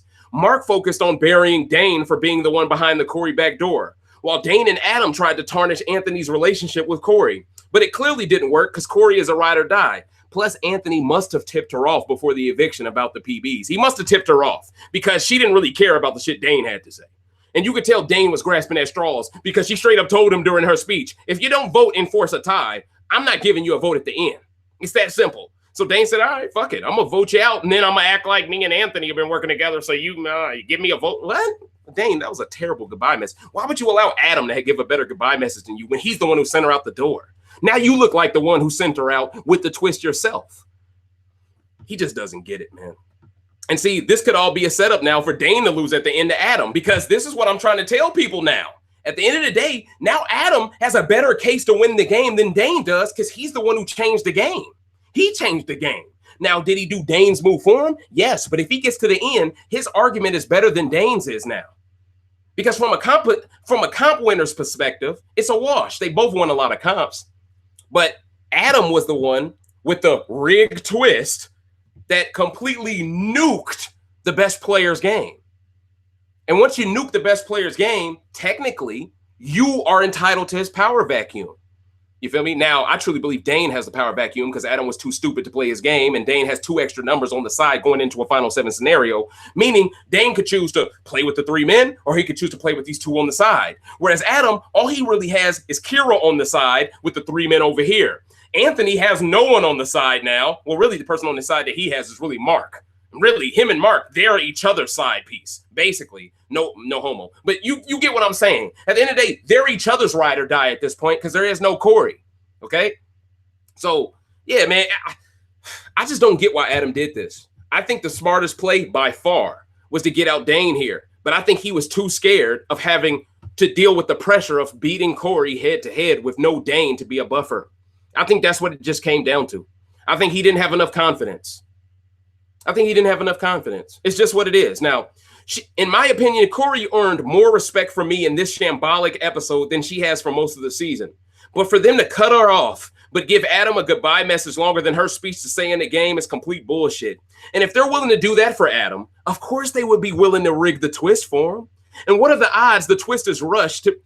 What are the odds that the twist is rushed to being used right before an HOH having to do with boxes? This shows me production didn't want that twist lasting past tonight, which fully confirms this was a rig job on a deadline. Production's impatience to make sure this twist happened this week ruined the credibility of the season for good. That's my opinion. Now I got to talk about somebody who I caught tweeting. Peter Brown. Oh, he got to catch this smoke. Bro. I saw a tweet this motherfucker put out. First off, it had way too many words in it for you to just type that shit up as soon as the episode ended. You had that shit in the drafts, okay? So you were being passive-aggressive racist with a draft tweet. So you got to get this smoke, Peter. You got to get this smoke. Even Peter Brown is on the anti-black rhetoric. I caught this motherfucker posting a tweet he clearly had in the drafts during the entire episode because it was too many words to type as soon as the episode ended. He said, best case scenario is Dane or Adam wins. Second best case scenario, the alumni who did the Wendy's scene get to split the prize money. He said third best case scenario is for everyone left to get disqualified, but Kiki gets the money. Then he said fourth best case scenario, Anthony wins. Ain't that a bitch? The best player in the fucking game is the fourth best case scenario, and you tied Adam and Dane at first place? That shows me you're in lockstep with fucking production. And that makes perfect sense because you used to do the sideshow. But see, once again, just like the winner of BB-8, you were the wrong motherfucker to do this passive-aggressive shit. You was the dumbass during your season who decided to not use the veto when the veto would have saved Topaz, who is Alex's girl, who would have gave you 2 numbers to come at Emmett and Jillian, but your dumbass believed the bullshit they were selling you. That was you. You didn't think the black woman deserved to be saved, even though she was your man's girl. And now you talking this passive-aggressive racist shit about Anthony? Man, fuck you. And that's what's really real on everything. And you think it's lost on me that you best friends with them BB15 motherfuckers? Huh? You think that's lost on me? You best friends with the BB8 winner too. You be on his shit. So you best friends with all these motherfuckers that hate Anthony, and then you make him the 4th best case scenario like he don't deserve to win? And you put Kiki in front of him? Kiki? Kiki? Are you serious? You put motherfuckers who did the Wendy scene in front of him? No disrespect to the people who did the Wendy scene. There were some people I respect that did it. But are you serious? Every single person that did those Wendy scenes never played a game as good as Anthony, including Kayla. Are you fucking kidding me? But this once again shows the privilege, coach. So I'm glad he did it. Because that motherfucker canceled too. But let me finish these notes. Because, boy, when I read that, that's what took me so long. I was like, what the? Did he just tweet this shit? Did he just save this shit as a draft to tweet? Like, bro, so you proofread this shit like 4 or 5 times and saved it for later just to say that? Look, if this isn't some of the most passive-aggressive racist shit I've ever seen, I don't know what is. This was the guy who decided not to save Topaz with the veto when she clearly was Alex's girl. She was a member of the Shield by proxy and you didn't even save her because she was a beta male during that season. I'll never forget that shit. And that's why I'm so shocked that of all the people from that season, you somehow became the more successful one out of all of them. Because let's be real, your game was shambolic. But let's continue. So he, of all people, shouldn't be the one on this anti-Anthony train when you consider he refused to make a move in his best interest and let a black woman get eliminated for no reason. So he's full of shit too. But understand, he's an extension of production. He used to do the sideshow. So everything he says is probably how production feels too. Oh, see, y'all need to put your mans on a muzzle because he's exposing the racism within production right now.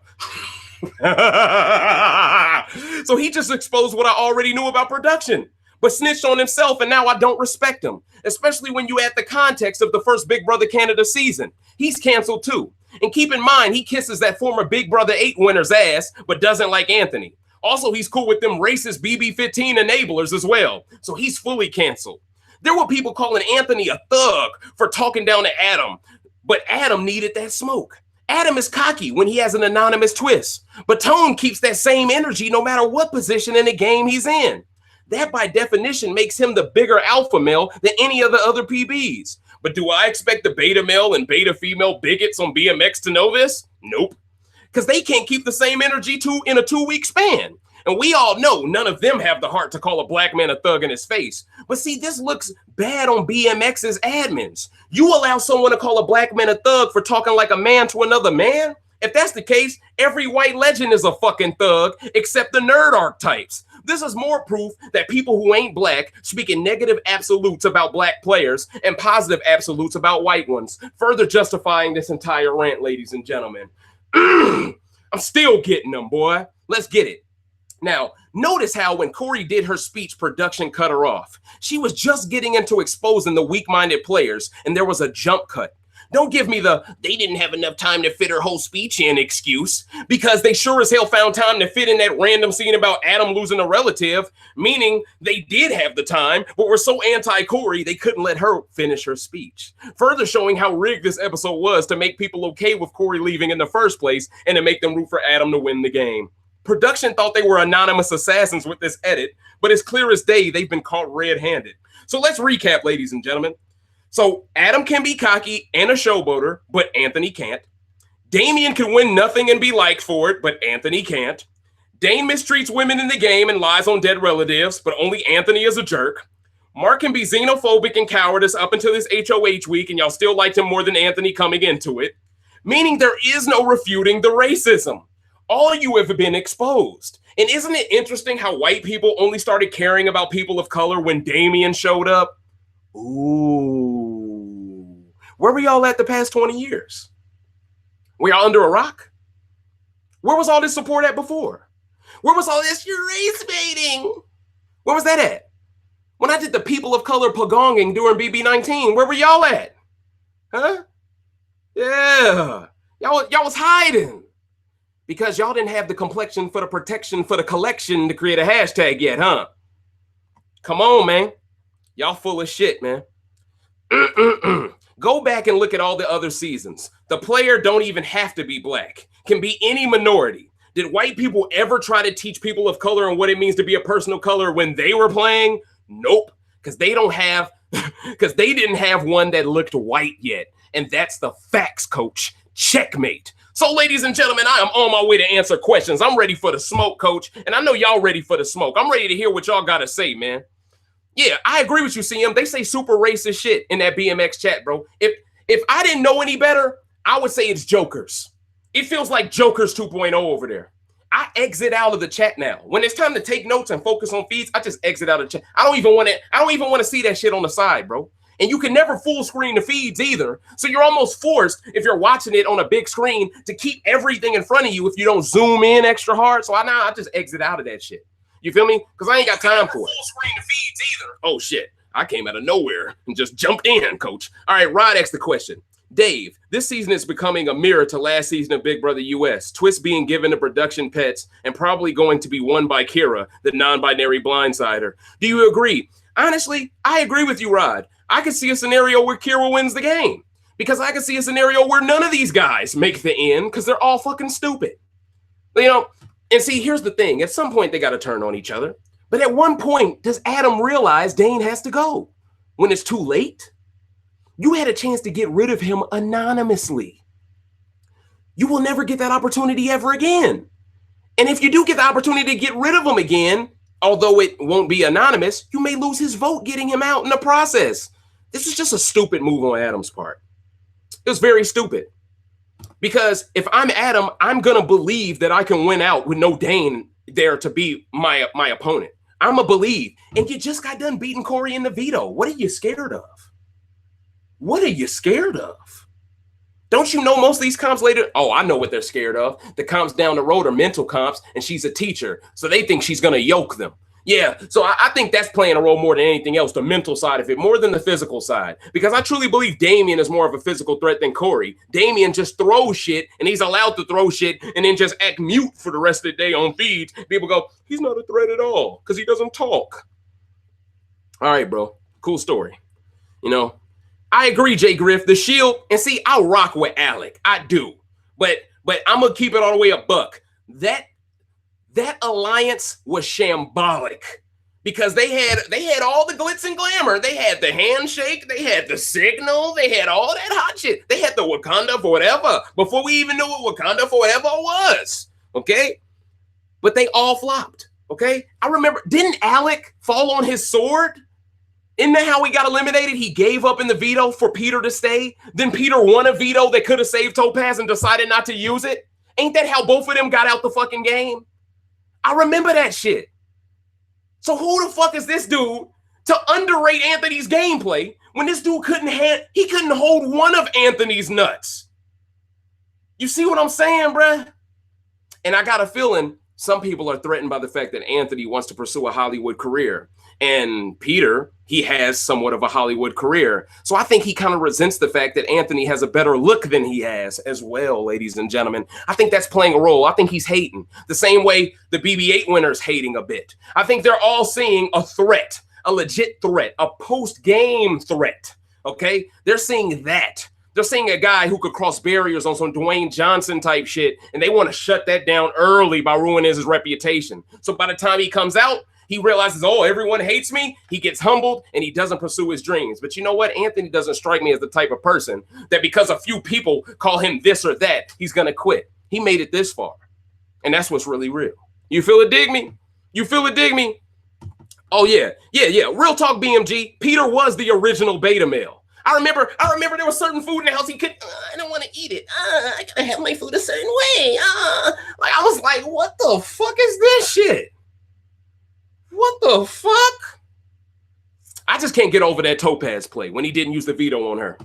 You know, that said a lot about him, in my opinion. That said a lot. You feel me? You know, look, at the end of the day, bro, that's almost like, that's like if Adam got eliminated and Kira and Sam are in the game. Kira wins veto. No. Wait. Yeah, Kira wins veto. She has the chance to save Sam. And she goes, you know what, B? No, matter of fact, it would be like exactly like what happened this season. Sam gets eliminated. Adam and Kira are in the game. Kira has veto. She has the ability to save Adam right now because he's an ally of their ally. And she says, nah, B, I'm cool. Let's Adam go. And now that's one person who was loyal to you that's gone. And you're just buying the bullshit from the person running the show the entire time. You're just being spun around on the puppet as a puppet. You're just being spun around. But then you get rewarded for that? Well, all of these post-show opportunities when your gameplay was tragic?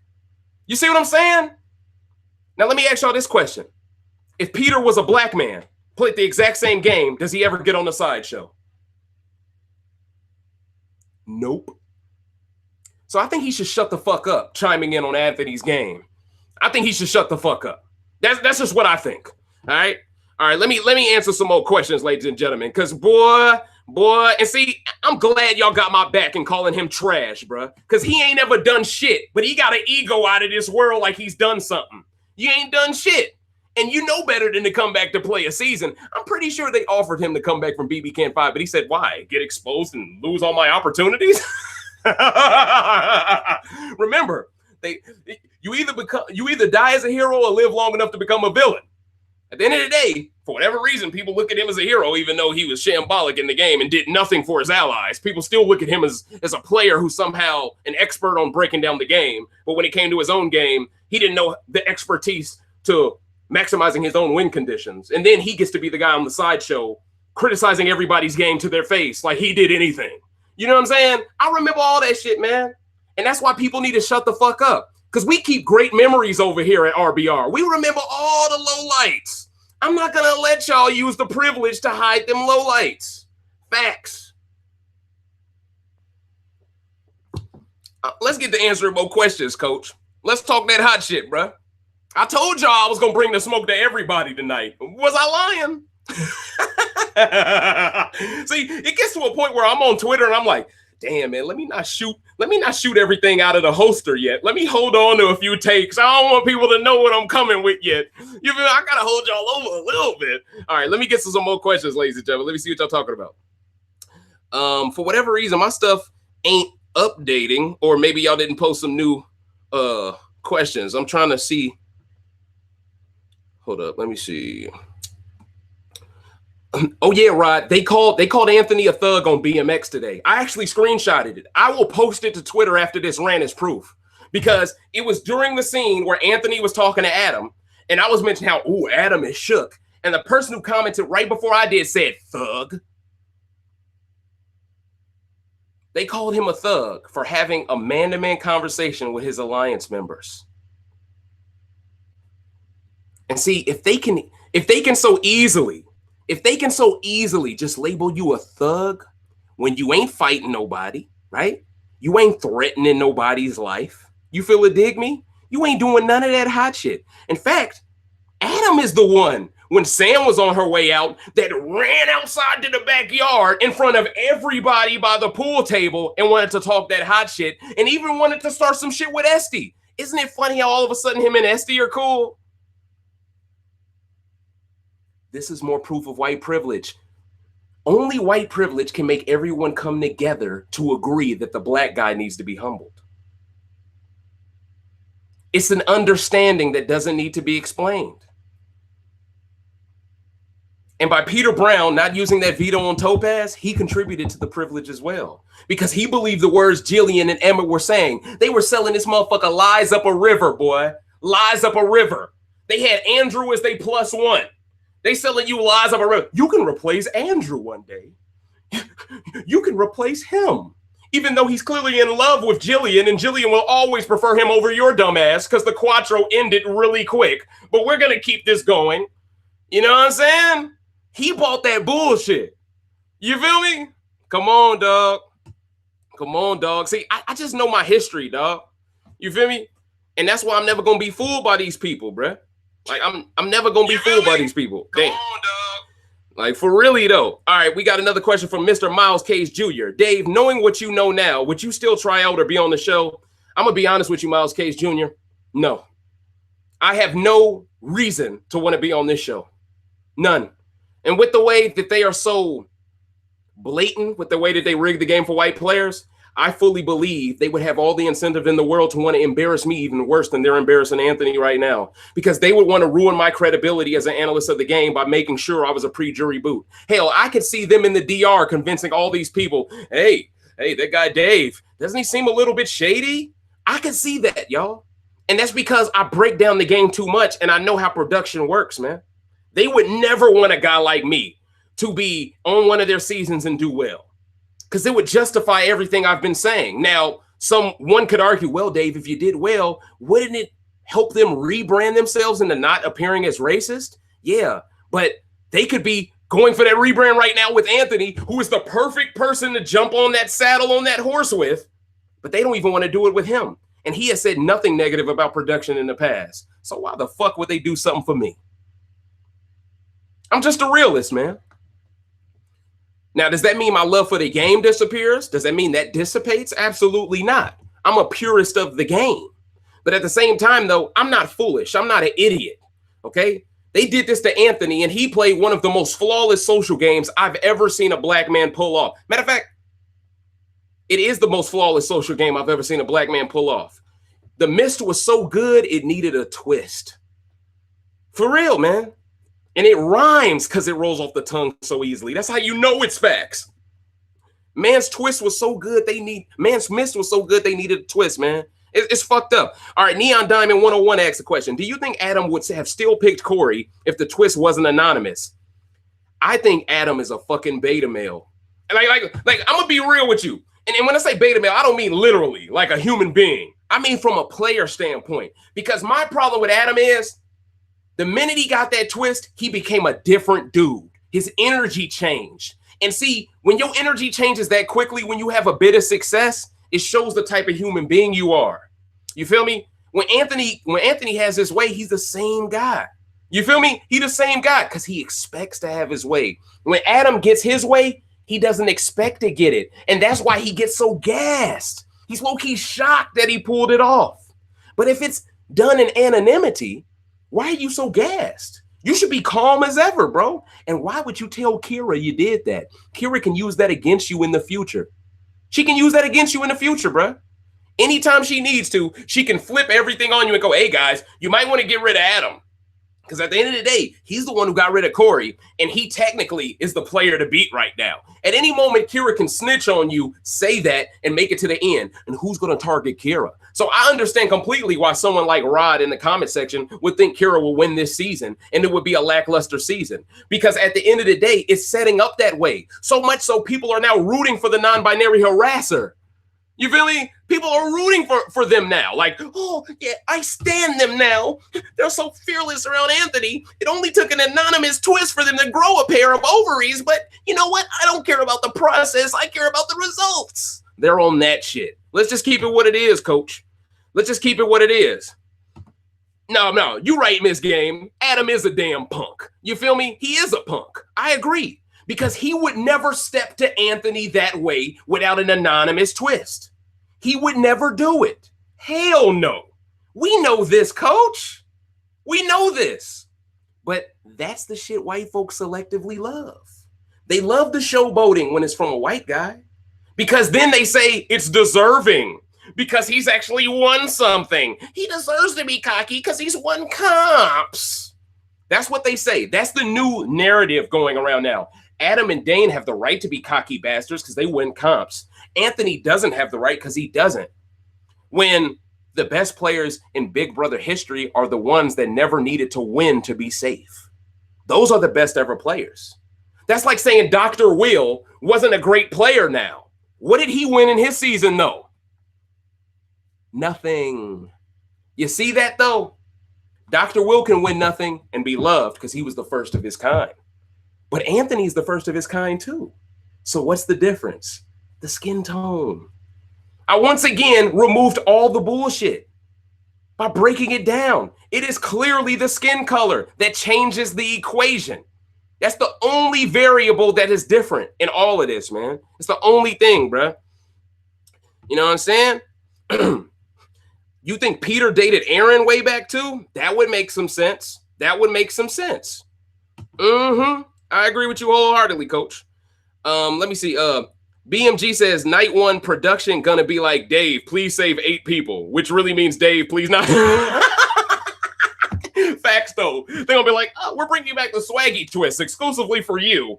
You don't have to balance on a surfboard though. We're gonna just go ahead and give it to you. Because we believe you know what to do with this twist. I'm gonna be like, nah, bro, I'm cool. No. You can't choose not to use this. You must use this. Nah, I'm cool. You feel me? I'll be like, nah, bro. But see, that's another reason why they wouldn't pick someone like me. You know, and that's the reason why they picked Anthony. They thought as a recruit, he would be a pushover. They thought he would be an easy pre-jury boot. They didn't expect Anthony to play this well. Hell, I bet you this season was casted to make sure Damian will replace Anthony in the PBs, but Damian's game was so bad, and Adam probably acknowledged he was so bad of a player that he went ahead and said, oh, I'll take the black guy. Fuck this guy, Damian. And see, I think that played a role. So for him now to take Damian's side to get out court, it's just beta male shit, man. So yeah, I see what you're saying, man. Devin Bates asked the question, Dave, how would you rate the Big Brother Canada seasons? I think the best Big Brother Canada season of all time.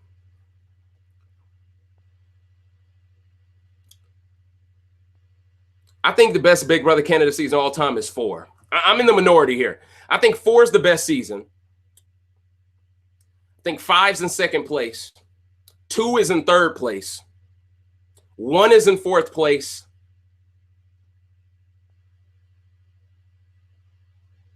I'd probably say, what is better, 3 or 7? Ooh, this is, oh, wait, I didn't even say 6 yet. Oh, shit. Okay, so it would have to be 3, then 7, then 6. I think 6 is probably the worst. I don't feel like strategically I was that pulled in the 6. I really don't. And the idea of how those 3 black men got eliminated per jury, it just put a bad taste in my mouth for the rest of the game. I still covered it, but yeah, I'd probably rank 6 the worst. I'd probably rank this season the second worst. And I'd probably rank 3 above that, then 1, then 2, then 6, then 4. So yeah, 4 is the best Big Brother Canada season in my opinion. In my opinion, that was the first season where we had someone create a mighty middle strategy. And that, in my opinion, changed everything.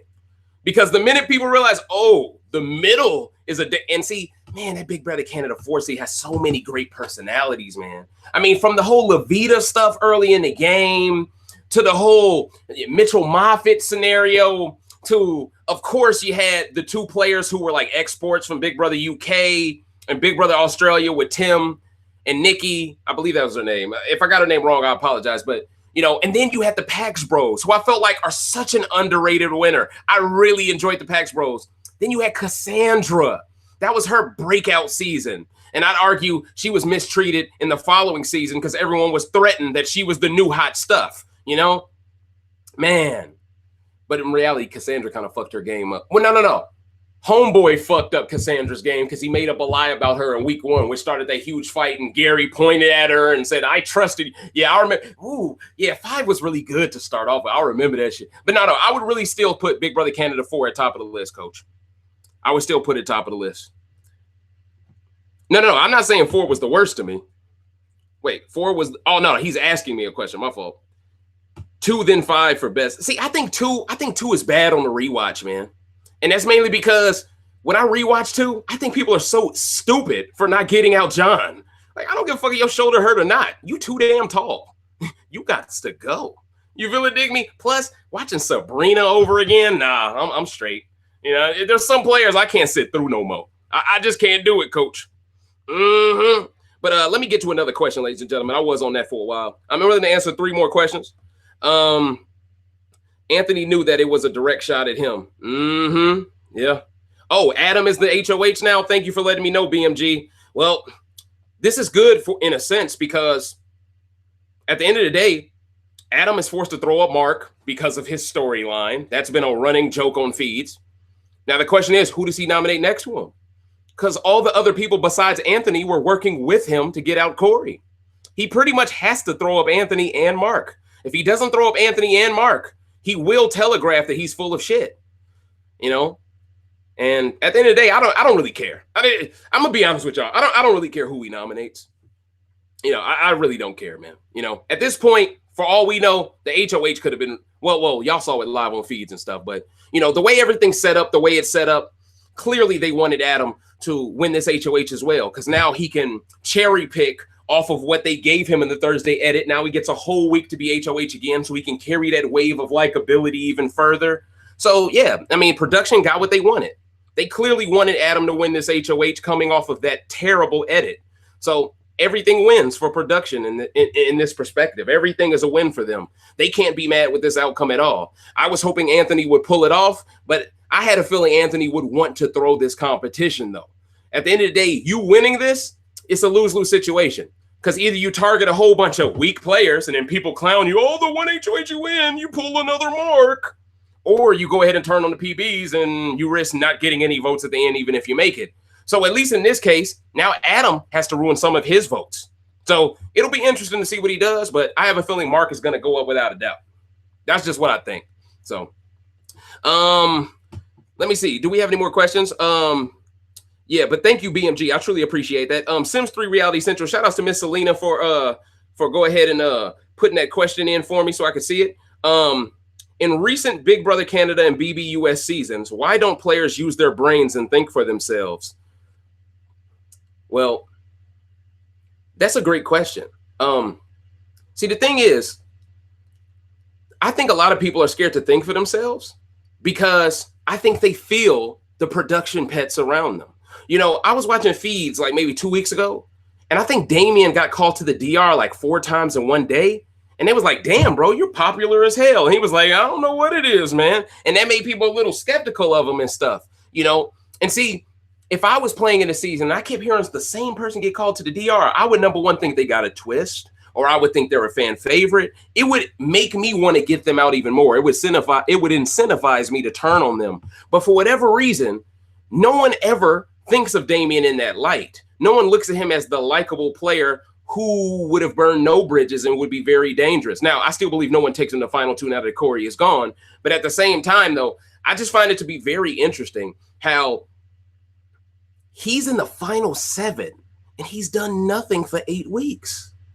I mean, that is astonishing to me. Like, it's one thing for Esty to make the final 7. I mean, she was part of a duo, then became a trio, then Kiki left because of her, because she threw Kiki under the bus. All that makes a little bit more sense. Then once Kiki left, Esty became the new professional pawn because there was no Kiki to throw up instead of her, you know. But at the end of the day, it makes sense for Kiki to do that because she's a dependent player from the start, right? That's her gameplay style. But for Damien, it's like he wants to be an alpha male player, but he doesn't have the tools to pull it off. And that's what makes Anthony so special. He came into this game just as pedestrian of the game as Damien did. And yet Anthony has shown such a great growth over time in terms of not only understanding the game, but being able to manipulate people within the constructs of it. I feel like for Damien to not show the same amount of growth in the same amount of time Anthony has shown, fuck the excuse of, well, Anthony was in the PB, so he had more time to come. No. That's not how life works, man. At the end of the day, if you're in that game, you can come up with a strategy. You can come up with a plan. But Damien is just simple-minded. It's just that simple. And I don't mean to be redundant by saying simple-minded is that simple, but you get what I'm saying here. You know, at the end of the day, he had the same amount of time to develop as a player as Anthony did. Anthony actually became something, and people hate him for becoming something. People love Damien despite the fact he hasn't improved since day one. The only thing he learned to do since day one was be quiet. That's it. But Anthony was already doing that from day one. And he was learning how to deposit information into his brain and only use it when he absolutely has to. That's a talent. You know, a lot of people have memory loss within the game. That's the reason why all these people who are targeting each other all of a sudden figure out, oh, let's pivot together and work together, even though we all threw each other under the bus last week. Like, it's really bizarre. It's good gameplay to see that people are acknowledging their win conditions, but it's also very whack and played out that they can only acknowledge their win conditions together when a black man is at the bottom of everything. That's what drives me up a wall, you know? And see, Esty wasn't just rubbing her hands through Mackie's head. She was doing that with Anthony. Remember, I thought they were going to be a showmance at the beginning of the season? So understand, Anthony has a point here. Essie's done this with everybody. She's been passed around like a blunt on 420. I hate to say it that way, but the facts are the facts, coach. And for people to try to play it off like she deserves to be there, like Damian deserves to be there more than Corey, y'all need to stop it. Y'all need to stop it, coach. You feel me? Facts. I agree with you, BMG. If Anthony played like Damian, they would definitely call him boring. They would definitely call him boring because they would have nothing to label him that is stereotypical as a black man. So they would just chalk him off as boring, bad at the game, like they did Marin. I see what you're doing, BMG. I see what you're doing. And Selena remembers when I said that earlier. So it all comes back full circle, coach. All right, I'm willing to take one more question and I'll be out y'all here until Sunday, coach. It said, Dave, scroll up. There's more questions. Scroll up a little bit. He made a deal with Anthony. There's more questions. Scroll up a little bit. We have to really stop applying to be on BBUS or BBCAN. As long as white folks own production company, white privilege will always play a big part. I agree with you, Miss Game, too. You know, we got to become successes on our own and come up with our own game to rival them. And we got to just kill shit. You know what I'm saying? And see, y'all know how it is. Black people, we run pop culture. People copy what we do and then they whitewash it. So don't let us get our own Big Brother. Okay, don't make it be like a College Hill version of Big Brother, coach. It will take the world by storm because it will have all the drama anyone could ask for. Okay, but at the same time, though, to have the majority be black people in the game, to have all of this representation, it would be very healthy, in my opinion. It would be very healthy for our community. But that's exactly why they don't want to give us something like that. They want us to be nibbling at the teat, if you will, to get on their show, to be to be basically 5% black on the show, you know, and have the other 95% be white. They would love that because that level of ostracization, they like to see us like almost like a rodent in a cage, right? You know, it's almost more of an social experiment for the minorities in the game. They want to see how we react. It's not really a social experiment for the white folks because they right at home. You know what I'm saying? It's mainly for the black folks. Like, let's just call it what it is. All right. But yeah, I agree with you wholeheartedly on that, Miss Game too. They edited out all the fights in Big Brother Canada too. Yep. And I bet you most of those fights were of someone that they wanted to protect. Jay Griff period asked the question, is Damian this season's Kevin Martin with mediocrity being praised? You know, I agree with you, Jay Griff. I think Kevin Martin is a very overrated player from Big Brother Canada 6. I mean, Big Brother Canada 5 specifically. I think that version of Kevin Martin was very overrated. I think the Kevin Martin we saw in Big Brother Canada 3 was an actual impressive player. And the triple eviction got him out, you know, and that's how he got back. But I think the gameplay he actually administered in Big Brother Canada 5, Big Brother Canada 5, I think it wasn't very good at all. Like real talk. I just think at the end of the day, they made a mistake getting rid of Bruno before Kevin. You got to get rid of the nerd guy first when you're in the late stages of jury. Get rid of the comp beast second. That is the rule, bro. Because towards the end, it ain't about athleticism. It's about what you remember in the head. Kevin Martin had Skittles and all this other stuff. You know, I remember Demetrius used to go into his room and he used to smash stuff so he couldn't study. Like, bro, that was a good season on the low, man. But I just think the way it ended put a sour note on it. That's just how I feel. But to each his own. To each his own. I hope Adam fucks himself over this week. I agree with you, BMG. Jay Griff asked the question, do you think the house will turn on Adam on this week's double? It's a double eviction this week? Is that true? There's a double eviction this week. Can y'all confirm that? Is it true there's a double? Jay Griff just said, do you think the house will turn on Adam on this week's double? I don't know if it's really a double eviction or not, but I think it's very possible. But see, and see, Miss Game is saying he'll try to backdoor Anthony or Dane. I don't think he'll ever try to backdoor Dane. I think they have an unwritten respect for each other where they will never disrespect each other. That's how I feel. I think Anthony could get that because I think Adam wants to assert dominance because he can't assert it as a man. He can't assert it. Okay. So as production being his backup, his reinforcements, he gonna come at Anthony full throttle. Okay. But without them backing him, we already saw it. He's the type of motherfucker to risk his own game getting blown up, trying to blow shit up in front of pool tables because he's too emotional of a player. So now that Corey's gone and now that Sam is gone, technically, the hatchet should be buried between Anthony and Adam. So if Adam continuously chooses to target Anthony after this, after it should be an eye for an eye, this proves that Adam has a problem with Anthony personally. That's what it will prove. 100%. Thank you to Miss Game 2 for the donation. I truly appreciate that. I truly appreciate that. I would like to answer some more questions after that donation, but if y'all ain't got no more, I truly appreciate y'all coming through. Hold on, let me see. Dave, why wouldn't Dane, who originally found the tape recorder, try to locate the twist himself? Great question, Rod. Great question.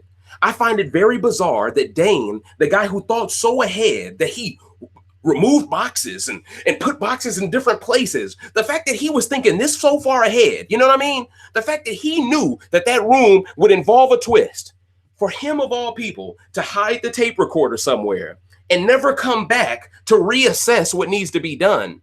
You know, I think that's 100% production basically not telling him where the flashlight was. I think it came down to Adam being told where the flashlight was, and that made all the difference in the world. Once he knew where the flashlight was, they were on a timeline and a deadline to guarantee he got it before Thursday. And once they guaranteed all of that, then they had to make sure that the box Dane hit the tape recorder in, they had to make sure that they marked it to make sure that once they told Adam what the mark looked like, he could find it immediately and get on that move. So I 100% believe, even though production may be rooting for Dane and Adam, I think for the narrative purpose only, it made more sense to rig this to him to get retribution for Sam, because it just has the better storyline.